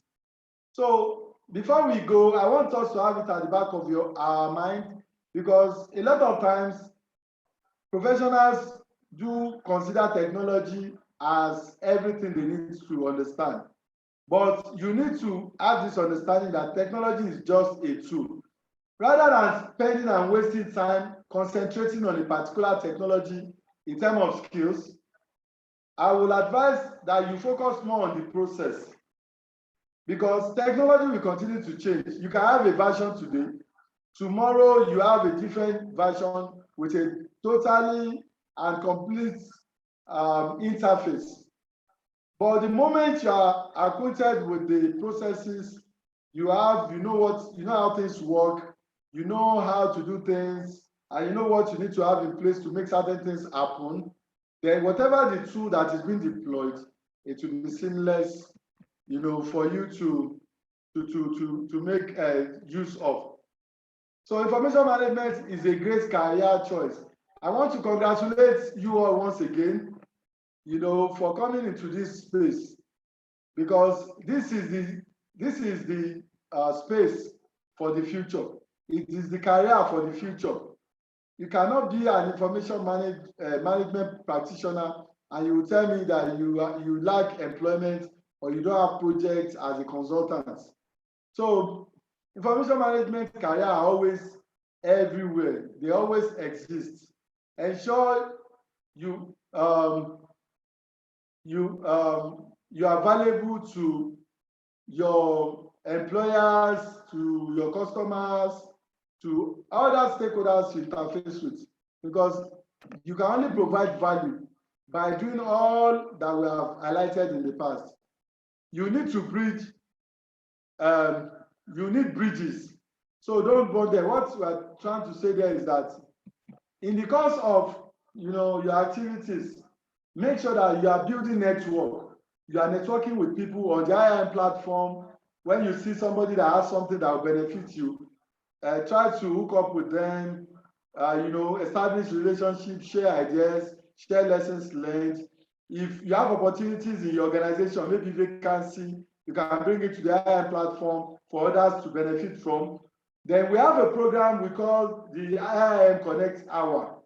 The IIM Connect Hour is usually on every Friday, every last Friday of the month. That is a platform where we open up the IIM platform for members that are having difficulties. Those that are looking for job placement, those that are looking for projects, those that are looking for employment, or those that even have some things they want to dispose. Maybe somebody has 3 cars. He wants to give out the third one. You can give it to IIM member.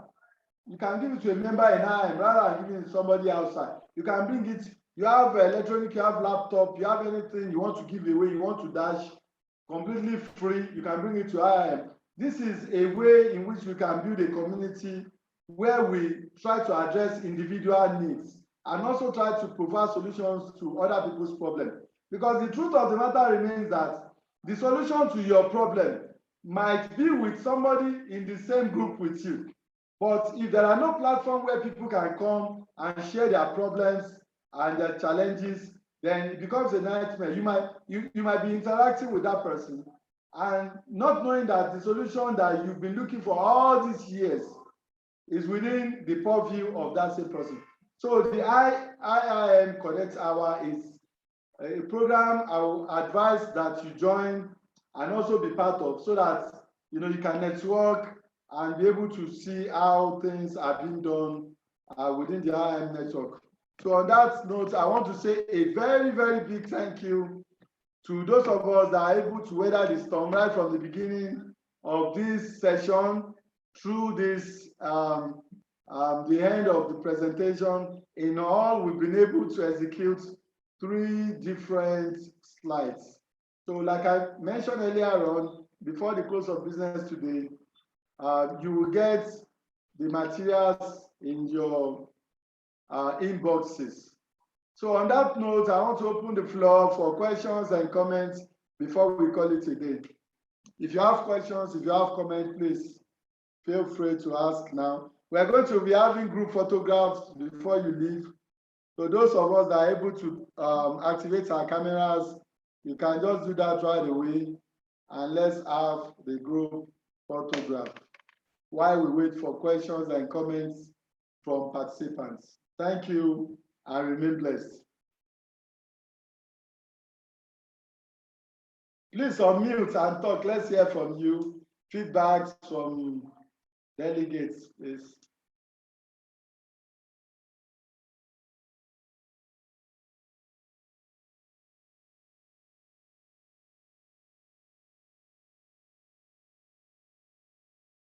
We will need a volunteer from participants. We need a response from you. At least we've been talking since morning, blah, blah, blah. We need to get a feedback. What do you feel about the training? Were you able to take anything out of it? Were your stated objectives at the beginning of this class, were they achieved? Or do you have other key areas you still want us to deliberate on before we say goodbye from this class?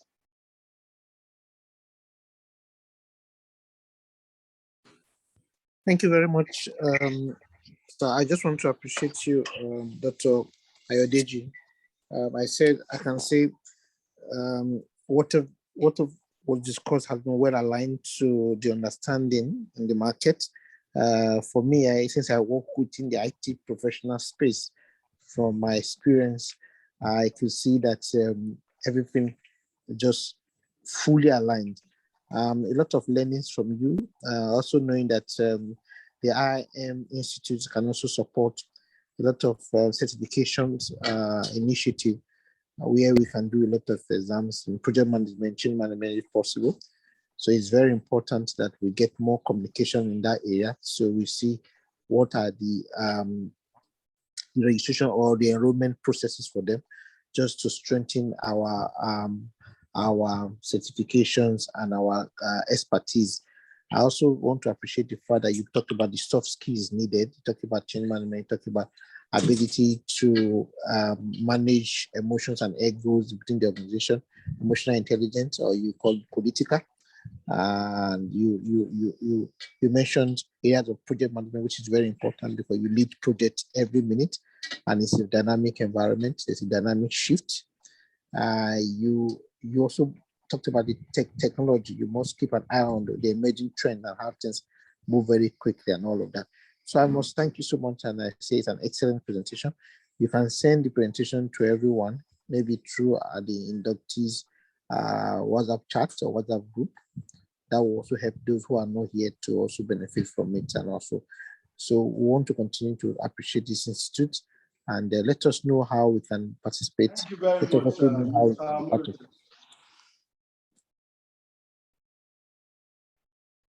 Thank you, Mr. Amori, for your comments. Any other contribution from the House?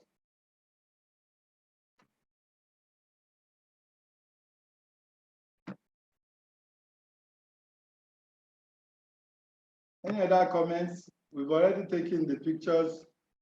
At least we still have just few of us left. So in the absence of that, we'll be calling it a day. Like I promised, before the close of business today, you get the slides. It will be forwarded into your email inboxes. And if you still have any further questions, please do not hesitate to get in touch with the secretariat. Talking about certification, you can email certification. Okay, for the point-based certification, you only need to send your CV, the same way you send your CV for membership evaluation to certification@iim-africa.org. So that is the primary thing you need to do. Once you do that, within few days, you get your certification evaluation reports, which will advise you on what you need to do and the particular certification you are actually qualified to process. Sorry, what's the name of the email again? Okay, I can see it here. Certification. I've shared it now. Certification@iim-africa.org. So if you have any question that is membership related, maybe about your induction, about your membership, you can also reach out to the membership department via the membership@iim-africa.org. I've also shared that particular email address. So if there are no inputs, Madam Olabisi Mabaoku, are you with us?